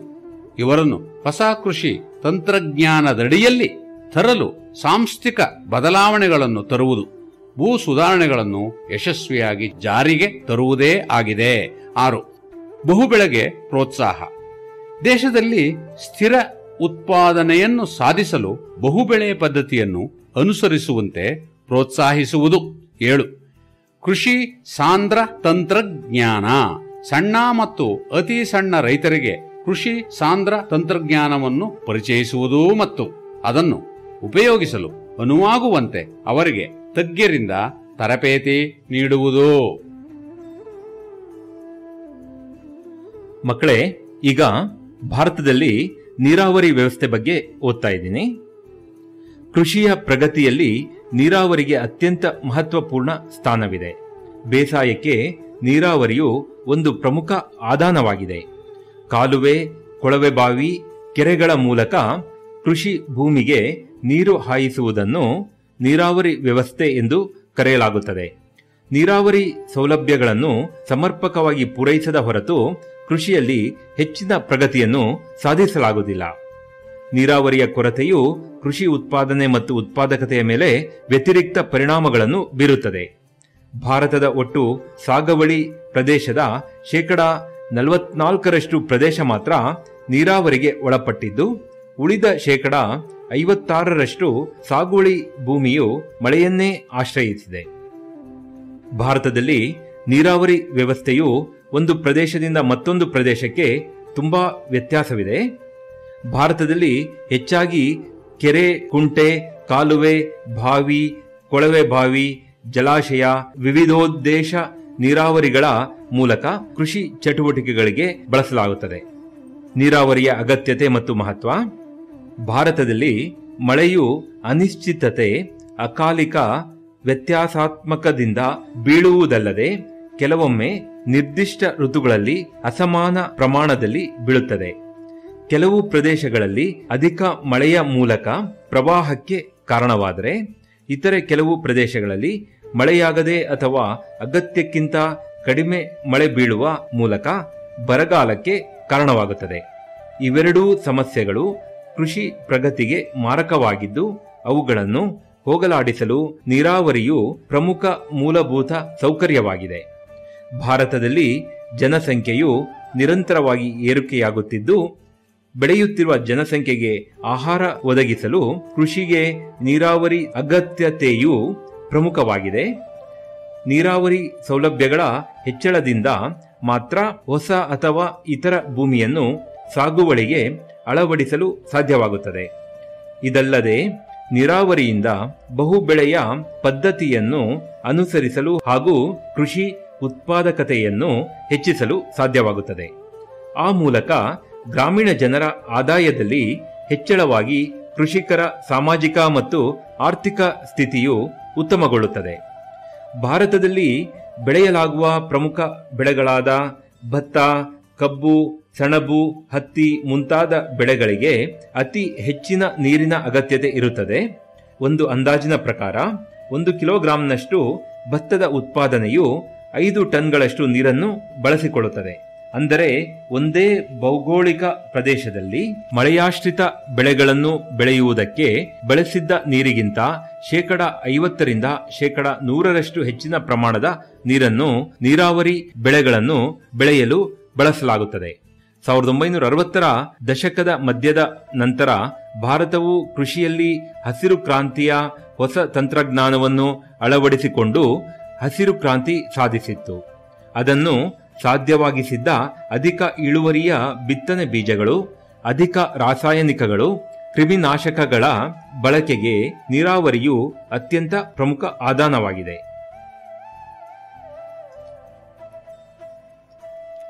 ಭಾರತದಲ್ಲಿ ನೀರಾವರಿಯ ಪ್ರಮುಖ ಮೂಲಗಳು.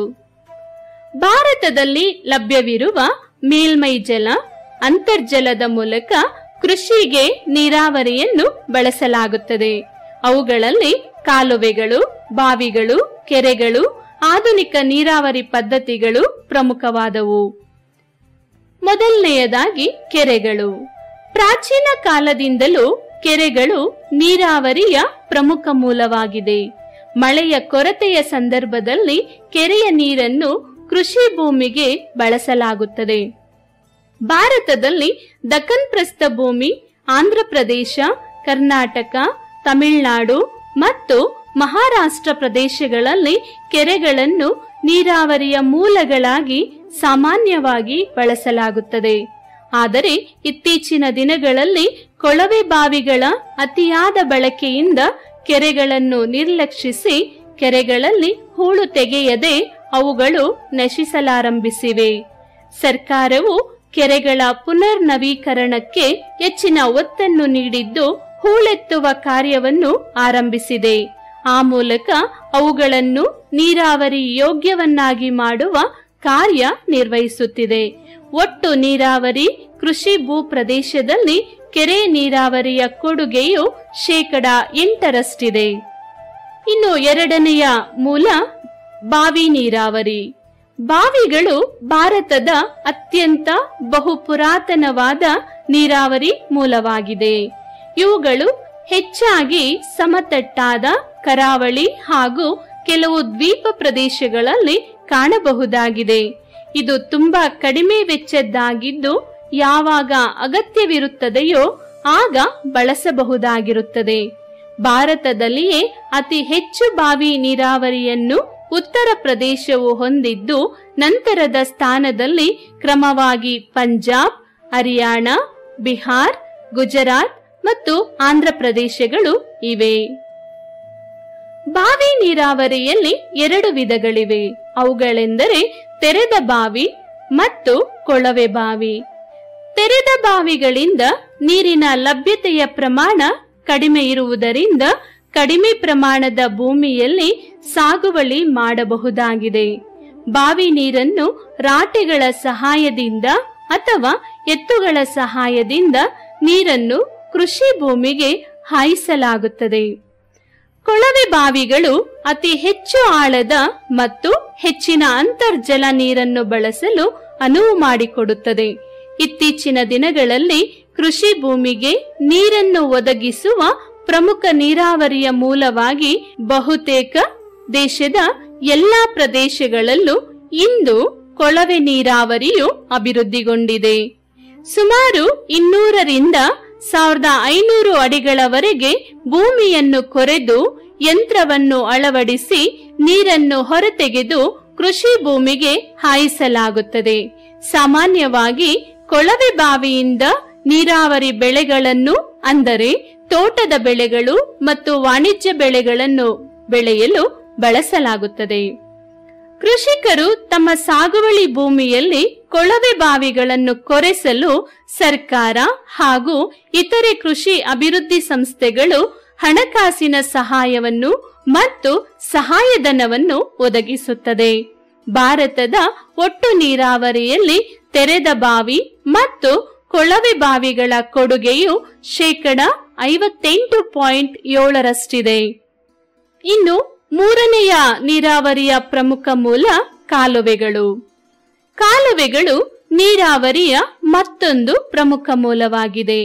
ನದಿಗಳಿಗೆ ಅಣೆಕಟ್ಟುಗಳನ್ನು ನಿರ್ಮಿಸಿ ನೀರನ್ನು ಜಲಾಶಯಗಳಲ್ಲಿ ಸಂಗ್ರಹಿಸಿ ಕಾಲುವೆಗಳ ಮೂಲಕ ಕೃಷಿ ಭೂಮಿಗೆ ಹಾಯಿಸಲಾಗುತ್ತದೆ. ಭಾರತವು ಸಾಕಷ್ಟು ನದಿಗಳನ್ನು ಹೊಂದಿದ್ದು ನದಿಯ ನೀರನ್ನು ಸಮರ್ಪಕವಾಗಿ ಬಳಸಲು ಜಲಾಶಯವನ್ನು ಕಟ್ಟಲಾಗುತ್ತದೆ ಹಾಗೂ ಕಾಲುವೆಗಳ ಮೂಲಕ ಹೊಲ ಗದ್ದೆಗಳಿಗೆ ಹಾಯಿಸಲಾಗುತ್ತದೆ. ಆದ್ದರಿಂದಲೇ ಕಾಲುವೆ ನೀರಾವರಿಯು ಭಾರತದ ನೀರಾವರಿಯ ವ್ಯವಸ್ಥೆಯಲ್ಲಿಯೇ ಪ್ರಮುಖ ಪ್ರಾಶಸ್ತ್ಯವನ್ನು ಪಡೆದುಕೊಂಡಿದೆ. ಭಾರತದ ಒಟ್ಟು ನೀರಾವರಿಯಲ್ಲಿ ಕಾಲುವೆ ನೀರಾವರಿಯ ಕೊಡುಗೆಯು 31.5% ನಾಲ್ಕನೆಯ ಮೂಲವಾಗಿ ಹನಿ ನೀರಾವರಿ ಮತ್ತು ತುಂತುರು ನೀರಾವರಿ. ನೀರಾವರಿಯ ಸಮಸ್ಯೆಯನ್ನು ಹೋಗಲಾಡಿಸಲು ಆಧುನಿಕ ನೀರಾವರಿ ಪದ್ಧತಿಗಳನ್ನು ಅಭಿವೃದ್ಧಿಪಡಿಸಲು ಸರ್ಕಾರವು ಸಾಕಷ್ಟು ಶ್ರಮಿಸುತ್ತಿದೆ. ಇತ್ತೀಚಿನ ದಿನಗಳಲ್ಲಿ ಹನಿ ನೀರಾವರಿ ಮತ್ತು ತುಂತುರು ನೀರಾವರಿ ಪದ್ಧತಿಗಳು ಹೆಚ್ಚು ಜನಪ್ರಿಯವಾಗಿದೆ. ಇವುಗಳನ್ನು ಕಿರು ನೀರಾವರಿ ಯೋಜನೆಗಳು ಎಂತಲೂ ಕರೆಯಲಾಗುತ್ತದೆ. ಮಕ್ಕಳೇ, ಈಗ ಹನಿ ನೀರಾವರಿಯ ಬಗ್ಗೆ ತಿಳಿಯೋಣ. ಹನಿ ನೀರಾವರಿಯು ಮಣ್ಣಿನ ಮೇಲ್ಮೈ ಮೇಲೆ ನಿಧಾನವಾಗಿ ಜಿನುಗುವಿಕೆಗೆ ಅವಕಾಶ ನೀಡುವ ಕಿರಿದಾದ ಕೊಳವೆಗಳ ಮೂಲಕ ನೇರವಾಗಿ ಸಸ್ಯಗಳ ಬೇರುಗಳಿಗೆ ನೀರು ಹಾಯಿಸುವುದನ್ನು ಹನಿ ನೀರಾವರಿ ಎನ್ನಲಾಗುತ್ತದೆ. ಸಸ್ಯಗಳಿಗೆ ಅಗತ್ಯವಿರುವಷ್ಟು ಮಾತ್ರವೇ ನೀರು ಮತ್ತು ಪೋಷಕಾಂಶಗಳನ್ನು ನಿರಂತರವಾಗಿ ಪೂರೈಸುವುದರಿಂದ ಸಾಕಷ್ಟು ಪ್ರಮಾಣದ ನೀರು ಮತ್ತು ರಸಗೊಬ್ಬರ ಉಳಿತಾಯವಾಗುತ್ತದೆ. ಈ ಮೂಲಕ ಅಧಿಕ ಇಳುವರಿಯನ್ನು ಸಾಧಿಸಬಹುದಾಗಿದೆ. ಸಾಮಾನ್ಯವಾಗಿ ಈ ನೀರಾವರಿ ಪದ್ಧತಿಯನ್ನು ಎಲ್ಲಾ ರೀತಿಯ ಸಾಲು ಬೆಳೆಗಳಿಗೂ ಹಾಗೂ ತೋಟಗಾರಿಕಾ ಬೆಳೆಗಳಲ್ಲೂ ಅನುಸರಿಸಬಹುದಾಗಿದೆ. ನೀರಿನ ಅಭಾವವಿರುವ ಕಡೆಗಳಲ್ಲಿ ಹನಿ ನೀರಾವರಿ ಪದ್ಧತಿಯು ಹೆಚ್ಚು ಜನಪ್ರಿಯವಾಗಿದೆ. ಹನಿ ನೀರಾವರಿಯ ಪ್ರಮುಖ ಪ್ರಯೋಜನಗಳು. ಹನಿ ನೀರಾವರಿಯಿಂದ ಸಾಕಷ್ಟು ಪ್ರಯೋಜನಗಳಿದ್ದು ಅವುಗಳಲ್ಲಿ ಪ್ರಮುಖವಾದವು ಎಂದರೆ: 1. ನಿರ್ದಿಷ್ಟ ಪ್ರದೇಶಕ್ಕೆ ಅಗತ್ಯವಿರುವಷ್ಟು ನೀರನ್ನು ಸಮರ್ಪಕವಾಗಿ ಪೂರೈಸುವ ಮೂಲಕ ನೀರಾವರಿ ಸಮಸ್ಯೆಯನ್ನು ಹೋಗಲಾಡಿಸಬಹುದಾಗಿದೆ. 2. ಸ್ಥಳೀಯ ನೀರಾವರಿಯನ್ನು ಬಳಸುವುದರಿಂದ ರಸಗೊಬ್ಬರ ಮತ್ತು ಪೌಷ್ಟಿಕಾಂಶಗಳ ನಷ್ಟವನ್ನು ತಡೆಗಟ್ಟಬಹುದಾಗಿದೆ. 3. ನೀರಾವರಿಯ ಸಮರ್ಪಕ ನಿರ್ವಹಣೆಯಿಂದ ನೀರಾವರಿ ದಕ್ಷತೆ ಹೆಚ್ಚಾಗುತ್ತದೆ ಹಾಗೂ ನೀರಾವರಿ ವೆಚ್ಚದಲ್ಲಿ ಉಳಿತಾಯವಾಗುತ್ತದೆ. 4. ಕುಡಿಯಲು ಯೋಗ್ಯವಲ್ಲದ ಮರು ಬಳಕೆಯ ನೀರನ್ನು ಇತರೆ ಕಾರ್ಯಗಳಿಗೆ ಸುರಕ್ಷಿತವಾಗಿ ಬಳಸಬಹುದು. 5. ಮಣ್ಣಿನ ಸವೆತವನ್ನು ತಡೆಗಟ್ಟುತ್ತದೆ. 6. ಸಸ್ಯಗಳಿಗೆ ನೀರಿನ ಹಂಚಿಕೆಯು ಸಮಪ್ರಮಾಣವಾಗಿರುತ್ತದೆ ಹಾಗೂ ಸಸ್ಯಗಳ ಬುಡದಲ್ಲಿ ನೀರು ನಿಲ್ಲುವಿಕೆಯ ಸಮಸ್ಯೆ ಕಂಡುಬರುವುದಿಲ್ಲ. 7. ಕಳೆಯ ಬೆಳವಣಿಗೆ ಕಡಿಮೆಯಾಗಿರುವುದರಿಂದ ಕೂಲಿಯ ಉಳಿತಾಯವಾಗುತ್ತದೆ. 8.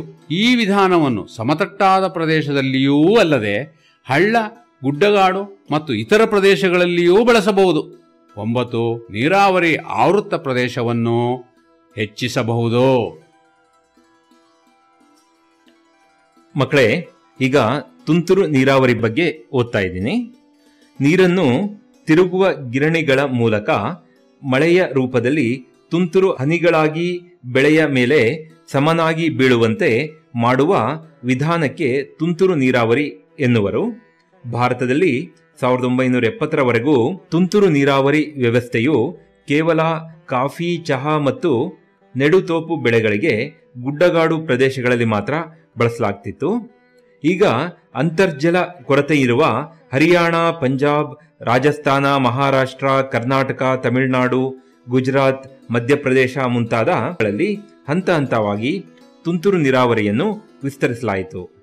ಭಾರತದಲ್ಲಿ ಅಂದಾಜು 10 ದಶಲಕ್ಷ ಹೆಕ್ಟೇರ್ ಪ್ರದೇಶವು ತುಂತುರು ನೀರಾವರಿಯಿಂದ ಆವೃತವಾಗಿದೆ. ತುಂತುರು ನೀರಾವರಿಯ ಅಳವಡಿಕೆಯಿಂದ ಇತರ ಮೇಲ್ಮೈ ನೀರಾವರಿಗೆ ಹೋಲಿಸಿದಂತೆ 50% ನೀರಿನ ಉಳಿತಾಯ ಮತ್ತು 15-25% ಉತ್ಪಾದಕತೆಯ ಹೆಚ್ಚಳವನ್ನು ಸಾಧಿಸಬಹುದು. ಈಗ ತುಂತುರು ನೀರಾವರಿಯ ಪ್ರಯೋಜನಗಳ ಬಗ್ಗೆ ತಿಳಿಸ್ತೀನಿ. ತುಂತುರು ನೀರಾವರಿಯ ಪ್ರಮುಖ ಪ್ರಯೋಜನಗಳೆಂದರೆ: 1. ಭತ್ತ, ಸೆಣಬು ಬೆಳೆಗಳನ್ನು ಹೊರತುಪಡಿಸಿ ಇತರೆ ಎಲ್ಲಾ ರೀತಿಯ ಬೆಳೆಗಳಿಗೂ ತುಂತುರು ನೀರಾವರಿ ಸೂಕ್ತವಾಗಿದೆ. ತರಕಾರಿಗಳು, ಕಾಫಿ, ಚಹಾ, ತೋಟದ ಬೆಳೆಗಳು, ಹೂ ಬಿಡುವ ಬೆಳೆಗಳಿಗೂ ತುಂತುರು ನೀರಾವರಿಯನ್ನು ಅಳವಡಿಸಿಕೊಳ್ಳಬಹುದಾಗಿದೆ. 2. ಈ ನೀರಾವರಿ ಪದ್ಧತಿಯು ರಸಗೊಬ್ಬರ ಮತ್ತು ಕೀಟನಾಶಕಗಳನ್ನು ಪರಿಣಾಮಕಾರಿ ಬಳಕೆಗೆ ಅನುವು ಮಾಡಿಕೊಡುತ್ತದೆ. 3. ಒಟ್ಟಾರೆ ಕೂಲಿಯ ವೆಚ್ಚವನ್ನು ಕಡಿಮೆಗೊಳಿಸುತ್ತದೆ. 4. ಮೇಲ್ಮೈ ನೀರಾವರಿಗೆ ಬದಲಾಗಿ ಬಳಸುವುದರಿಂದ ಮಣ್ಣಿನ ಸವೆತವನ್ನು ತಡೆಗಟ್ಟಬಹುದು. 5ನೇದಾಗಿ, ನೀರಾವರಿಗೆ ಒಳಪಟ್ಟ ಪ್ರದೇಶವನ್ನು ಈ ನೀರಾವರಿ ಪದ್ಧತಿಯಿಂದ ವಿಸ್ತರಿಸಬಹುದು.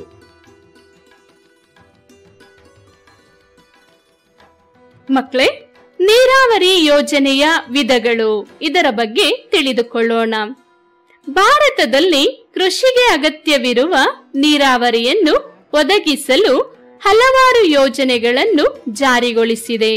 ಇಂತಹ ನೀರಾವರಿ ಯೋಜನೆಗಳನ್ನು ಭಾರತದ ಯೋಜನಾ ಆಯೋಗವು ಸಾಗುವಳಿ ಮಾಡಬಹುದಾದ ಪ್ರದೇಶಗಳ ಆಧಾರದ ಮೇಲೆ 3 ಪ್ರಕಾರಗಳಾಗಿ ವಿಂಗಡಿಸಿದೆ. ಅವುಗಳೆಂದರೆ: ಮೊದಲನೆಯದಾಗಿ ಸಣ್ಣ ನೀರಾವರಿ ಯೋಜನೆ. 2000 ಹೆಕ್ಟೇರ್ಗಳಿಗಿಂತ ಕಡಿಮೆ ಸಾಗುವಳಿ ಮಾಡಬಹುದಾದ ಕೃಷಿ ಭೂಮಿಗೆ ನೀರಾವರಿಯನ್ನು ಒದಗಿಸುವ ಸಾಮರ್ಥ್ಯ ಹೊಂದಿರುವ ಯೋಜನೆಗಳಿಗೆ ಸಣ್ಣ ನೀರಾವರಿ ಯೋಜನೆ ಎಂದು ಕರೆಯಲಾಗುತ್ತದೆ. ಎರಡನೆಯದಾಗಿ ಮಧ್ಯಮ ಪ್ರಮಾಣದ ನೀರಾವರಿ ಯೋಜನೆ. 2000 ಹೆಕ್ಟೇರ್ನಿಂದ 10,000 ಹೆಕ್ಟೇರ್ ಸಾಗುವಳಿ ಮಾಡಬಹುದಾದ ಕೃಷಿ ಭೂಮಿಗೆ ನೀರಾವರಿಯನ್ನು ಒದಗಿಸುವ ಸಾಮರ್ಥ್ಯ ಹೊಂದಿರುವ ಯೋಜನೆಗಳಿಗೆ ಮಧ್ಯಮ ಪ್ರಮಾಣದ ನೀರಾವರಿ ಯೋಜನೆ ಎಂದು ಕರೆಯಲಾಗುತ್ತದೆ. ಮೂರನೆಯದಾಗಿ ಬೃಹತ್ ಪ್ರಮಾಣದ ನೀರಾವರಿ ಯೋಜನೆ. 10,000 ಹೆಕ್ಟೇರ್ಗಿಂತ ಹೆಚ್ಚಿನ ಸಾಗುವಳಿ ಮಾಡಬಹುದಾದ ಕೃಷಿ ಭೂಮಿಗೆ ನೀರಾವರಿಯನ್ನು ಒದಗಿಸುವ ಸಾಮರ್ಥ್ಯ ಹೊಂದಿರುವ ಯೋಜನೆಗಳಿಗೆ ಬೃಹತ್ ಪ್ರಮಾಣದ ನೀರಾವರಿ ಯೋಜನೆ ಎಂದು ಕರೆಯಲಾಗುತ್ತದೆ.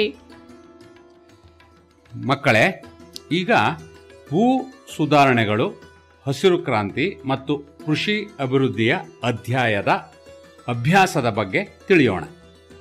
1. ಈ ಕೆಳಗಿನ ಪ್ರಶ್ನೆಗಳಿಗೆ 4 ಪರ್ಯಾಯ ಉತ್ತರಗಳನ್ನು ಕೊಡಲಾಗಿದೆ. ಅವುಗಳಲ್ಲಿ ಸೂಕ್ತವಾದ ಉತ್ತರವನ್ನು ಆರಿಸಿ ಬರೆಯಿರಿ. 1. ಬ್ರಿಟಿಷರ ಕಾಲದಲ್ಲಿ ರೈತರೇ ನೇರವಾಗಿ ಕಂದಾಯವನ್ನು ಸರ್ಕಾರಕ್ಕೆ ಕಟ್ಟುತ್ತಿದ್ದ ಪದ್ಧತಿಯನ್ನು ಡ್ಯಾಶ್ ಎಂದು ಕರೆಯುತ್ತಾರೆ. ಉತ್ತರಗಳು: 1. ರೈತವಾರಿ, 2. ಮಹಲ್ವಾರಿ, 3. ಜಮೀನ್ದಾರಿ, 4. ಈ ಎಲ್ಲವೂ. 2. ಮಧ್ಯವರ್ತಿಗಳ ನಿರ್ಮೂಲನಾ ಕಾನೂನನ್ನು ಜಾರಿಗೆ ತಂದ ಭಾರತದ ಕಡೆಯ ರಾಜ್ಯ ಡ್ಯಾಶ್. ಉತ್ತರಗಳಲ್ಲಿ: 1. ಕರ್ನಾಟಕ, 2. ಮಹಾರಾಷ್ಟ್ರ, 3. ಪಶ್ಚಿಮ ಬಂಗಾಳ, 4. ಉತ್ತರ ಪ್ರದೇಶ. 3ನೇ ಪ್ರಶ್ನೆ: ಹಸಿರು ಕ್ರಾಂತಿ ಎಂದರೆ ಡ್ಯಾಶ್. ಉತ್ತರಗಳು: 1. ಕೃಷಿ ಉತ್ಪಾದನೆಯಲ್ಲಿನ ಹೆಚ್ಚಳ, 2. ಹಣ್ಣುಗಳ ಉತ್ಪಾದನೆಯಲ್ಲಿನ ಹೆಚ್ಚಳ, 3. ಹಾಲಿನ ಉತ್ಪಾದನೆಯಲ್ಲಿನ ಹೆಚ್ಚಳ, 4. ಮೀನಿನ ಉತ್ಪಾದನೆಯಲ್ಲಿನ ಹೆಚ್ಚಳ. 4ನೇ ಪ್ರಶ್ನೆ: ಪ್ರಸ್ತುತ ಕೃಷಿ ಭೂಮಿಗೆ ನೀರನ್ನು ಒದಗಿಸುವ ಪ್ರಮುಖ ನೀರಾವರಿಯ ಮೂಲ ಡ್ಯಾಶ್. ಉತ್ತರಗಳು: 1. ಕೆರೆ, 2. ಕಾಲುವೆ, 3. ಮೇಲ್ಮೈ ಬಾವಿ, 4. ಕೊಳವೆ ಬಾವಿ. ಪ್ರಶ್ನೆ 5: ಮಣ್ಣಿನ ಮೇಲ್ಮೈ ಮೇಲೆ ನಿಧಾನವಾಗಿ ಜಿನುಗುವಿಕೆಗೆ ಅವಕಾಶ ನೀಡುವ ಕಿರಿದಾದ ಕೊಳವೆಗಳ ಮೂಲಕ ನೇರವಾಗಿ ಸಸ್ಯಗಳ ಬೇರುಗಳಿಗೆ ನೀರು ಹಾಯಿಸುವುದನ್ನು ಡ್ಯಾಶ್ ಎನ್ನಲಾಗುತ್ತದೆ. ಉತ್ತರಗಳು: 1 ಹನಿ ನೀರಾವರಿ, 2 ತುಂತುರು ನೀರಾವರಿ, 3 ಕೊಳವೆ ಬಾವಿ ನೀರಾವರಿ, 4 ಚಾನಲ್ ಮೂಲಕ ನೀರು. ಎರಡನೇ ಭಾಗ. ಈ ಕೆಳಗಿನ ವಾಕ್ಯಗಳಲ್ಲಿ ಖಾಲಿ ಬಿಟ್ಟ ಸ್ಥಳವನ್ನು ತುಂಬಿರಿ. 1 ಭಾರತದ ಒಟ್ಟು ಆಹಾರ ಧಾನ್ಯಗಳ ಉತ್ಪಾದನೆಯ ಪ್ರಸ್ತುತ ಪ್ರಮಾಣವು ಡ್ಯಾಶ್ ಆಗಿದೆ. 2 ಹಸಿರು ಕ್ರಾಂತಿಯು ಪ್ರಾರಂಭದಲ್ಲಿ ಡ್ಯಾಶ್ ಬೆಳೆಗಳಿಗೆ ಮಾತ್ರ ಸೀಮಿತವಾಗಿತ್ತು. 3 ರೈತನ ಮಿತ್ರ ಡ್ಯಾಶ್ ಆಗಿದೆ. 4 ಭಾರತದ ಅತ್ಯಂತ ಬಹು ಪುರಾತನವಾದ ನೀರಾವರಿ ಮೂಲ ಡ್ಯಾಶ್ ಆಗಿದೆ. 5 ಕಾಲುವೆ, ಕೊಳವೆ ಬಾವಿ, ಕೆರೆಗಳ ಮೂಲಕ ಕೃಷಿ ಭೂಮಿಗೆ ನೀರು ಹಾಯಿಸುವುದನ್ನು ಡ್ಯಾಶ್ ಎಂದು ಕರೆಯಲಾಗುತ್ತದೆ. ಮಕ್ಕಳೇ, ಈಗ ಅಭ್ಯಾಸದ 3ನೇ ಭಾಗದ ಕೆಳಗಿನ ಪ್ರಶ್ನೆಗಳಿಗೆ ಒಂದು ವಾಕ್ಯದಲ್ಲಿ ಉತ್ತರಿಸಿ. 1ನೇದಾಗಿ, ಭೂ ಸುಧಾರಣೆ ಎಂದರೇನು? 2 ಹಸಿರು ಕ್ರಾಂತಿ ಎಂದರೇನು? 3 ನೀರಾವರಿ ಎಂದರೇನು? 4 ಆಧುನಿಕ ನೀರಾವರಿ ಪದ್ಧತಿಗಳು ಯಾವುವು? 5 ಹಸಿರು ಕ್ರಾಂತಿಯ ಪಿತಾಮಹ ಯಾರು? 4ನೇ ಭಾಗ, 2 ಅಥವಾ 3 ವಾಕ್ಯಗಳಲ್ಲಿ ಉತ್ತರಿಸಿ. 1ನೇ ಪ್ರಶ್ನೆ, ಭೂ ಸುಧಾರಣೆಯ ಪ್ರಮುಖ ಉದ್ದೇಶಗಳೇನು? 2 ನೀರಾವರಿಯ ಮೂಲಗಳಾವುವು? 3 ಗೇಣಿ ಸುಧಾರಣೆಗಳು ಯಾವುವು? 4 ಸಣ್ಣ ಗಾತ್ರದ ಹಿಡುವಳಿಗೆ ಕಾರಣಗಳನ್ನು ಬರೆಯಿರಿ. 5 ಭಾರತದ ನೀರಾವರಿ ಯೋಜನೆಯ ಪ್ರಕಾರಗಳಾವುವು? ಪ್ರೀತಿಯ ಮಕ್ಕಳೇ, ಈಗ ಅಭ್ಯಾಸದ 5ನೇ ಭಾಗದ ಪ್ರಶ್ನೆಗಳನ್ನ ತಿಳಿದುಕೊಳ್ಳೋಣ. 8 ವಾಕ್ಯಗಳಲ್ಲಿ ಉತ್ತರಿಸಬೇಕಾದ ಪ್ರಶ್ನೆಗಳು. ಮೊದಲನೆಯದಾಗಿ, ಭೂ ಸುಧಾರಣೆಗಳನ್ನು ಜಾರಿಗೊಳಿಸಲು ಅಳವಡಿಸಿಕೊಂಡಿರುವ ವಿಧಾನಗಳನ್ನು ಸಂಕ್ಷಿಪ್ತವಾಗಿ ವಿವರಿಸಿ. 2ನೆಯ ಪ್ರಶ್ನೆ, ಹಸಿರು ಕ್ರಾಂತಿಯು ಒಳಗೊಂಡಿರುವ ಪ್ರಮುಖ ಅಂಶಗಳಾವುವು? 3ನೆಯ ಪ್ರಶ್ನೆ, ಹಸಿರು ಕ್ರಾಂತಿಯ ಪ್ರತಿಕೂಲ ಪರಿಣಾಮಗಳನ್ನು ಪರಿಶೀಲಿಸಿರಿ. 4ನೆಯ ಪ್ರಶ್ನೆ, ಭಾರತದ ಕೃಷಿ ಭೂಮಿಯಲ್ಲಿ ನೀರಾವರಿಯ ಅಗತ್ಯತೆಗಳನ್ನು ವಿಶ್ಲೇಷಿಸಿ. 5ನೆಯ ಪ್ರಶ್ನೆ, ಭಾರತದ ನೀರಾವರಿ ವ್ಯವಸ್ಥೆಯಲ್ಲಿನ ಪ್ರಮುಖ ಮೂಲಗಳನ್ನು ವಿವರಿಸಿ. ಹಾಗೆಯೇ ಕೊನೆಯ ಪ್ರಶ್ನೆ 6ನೆಯದು, ಆಧುನಿಕ ನೀರಾವರಿ ಪದ್ಧತಿಗಳು ಭಾರತದ ಕೃಷಿ ಅಭಿವೃದ್ಧಿಗೆ ಹೇಗೆ ಸಹಾಯಕವಾಗಿದೆ ವಿವರಿಸಿ. ನಿಯೋಜಿತ ಕಾರ್ಯ. ಮೊದಲನೆಯ ನಿಯೋಜನೆ, ನಿಮ್ಮ ಊರಿನಲ್ಲಿ ಅಥವಾ ಜಿಲ್ಲೆಯಲ್ಲಿ ಸಾಗುವಳಿ ಮಾಡುವ ಬೆಳೆಗಳನ್ನು ಪಟ್ಟಿ ಮಾಡಿರಿ. 2ನೆಯ ನಿಯೋಜಿತ ಕಾರ್ಯ, ನಿಮ್ಮ ಊರಿನಲ್ಲಿ ಅಥವಾ ಜಿಲ್ಲೆಯಲ್ಲಿನ ಪ್ರಮುಖ ನೀರಾವರಿ ಮೂಲ ಯಾವುದು ಎಂಬ ಮಾಹಿತಿ ಪಡೆಯಿರಿ.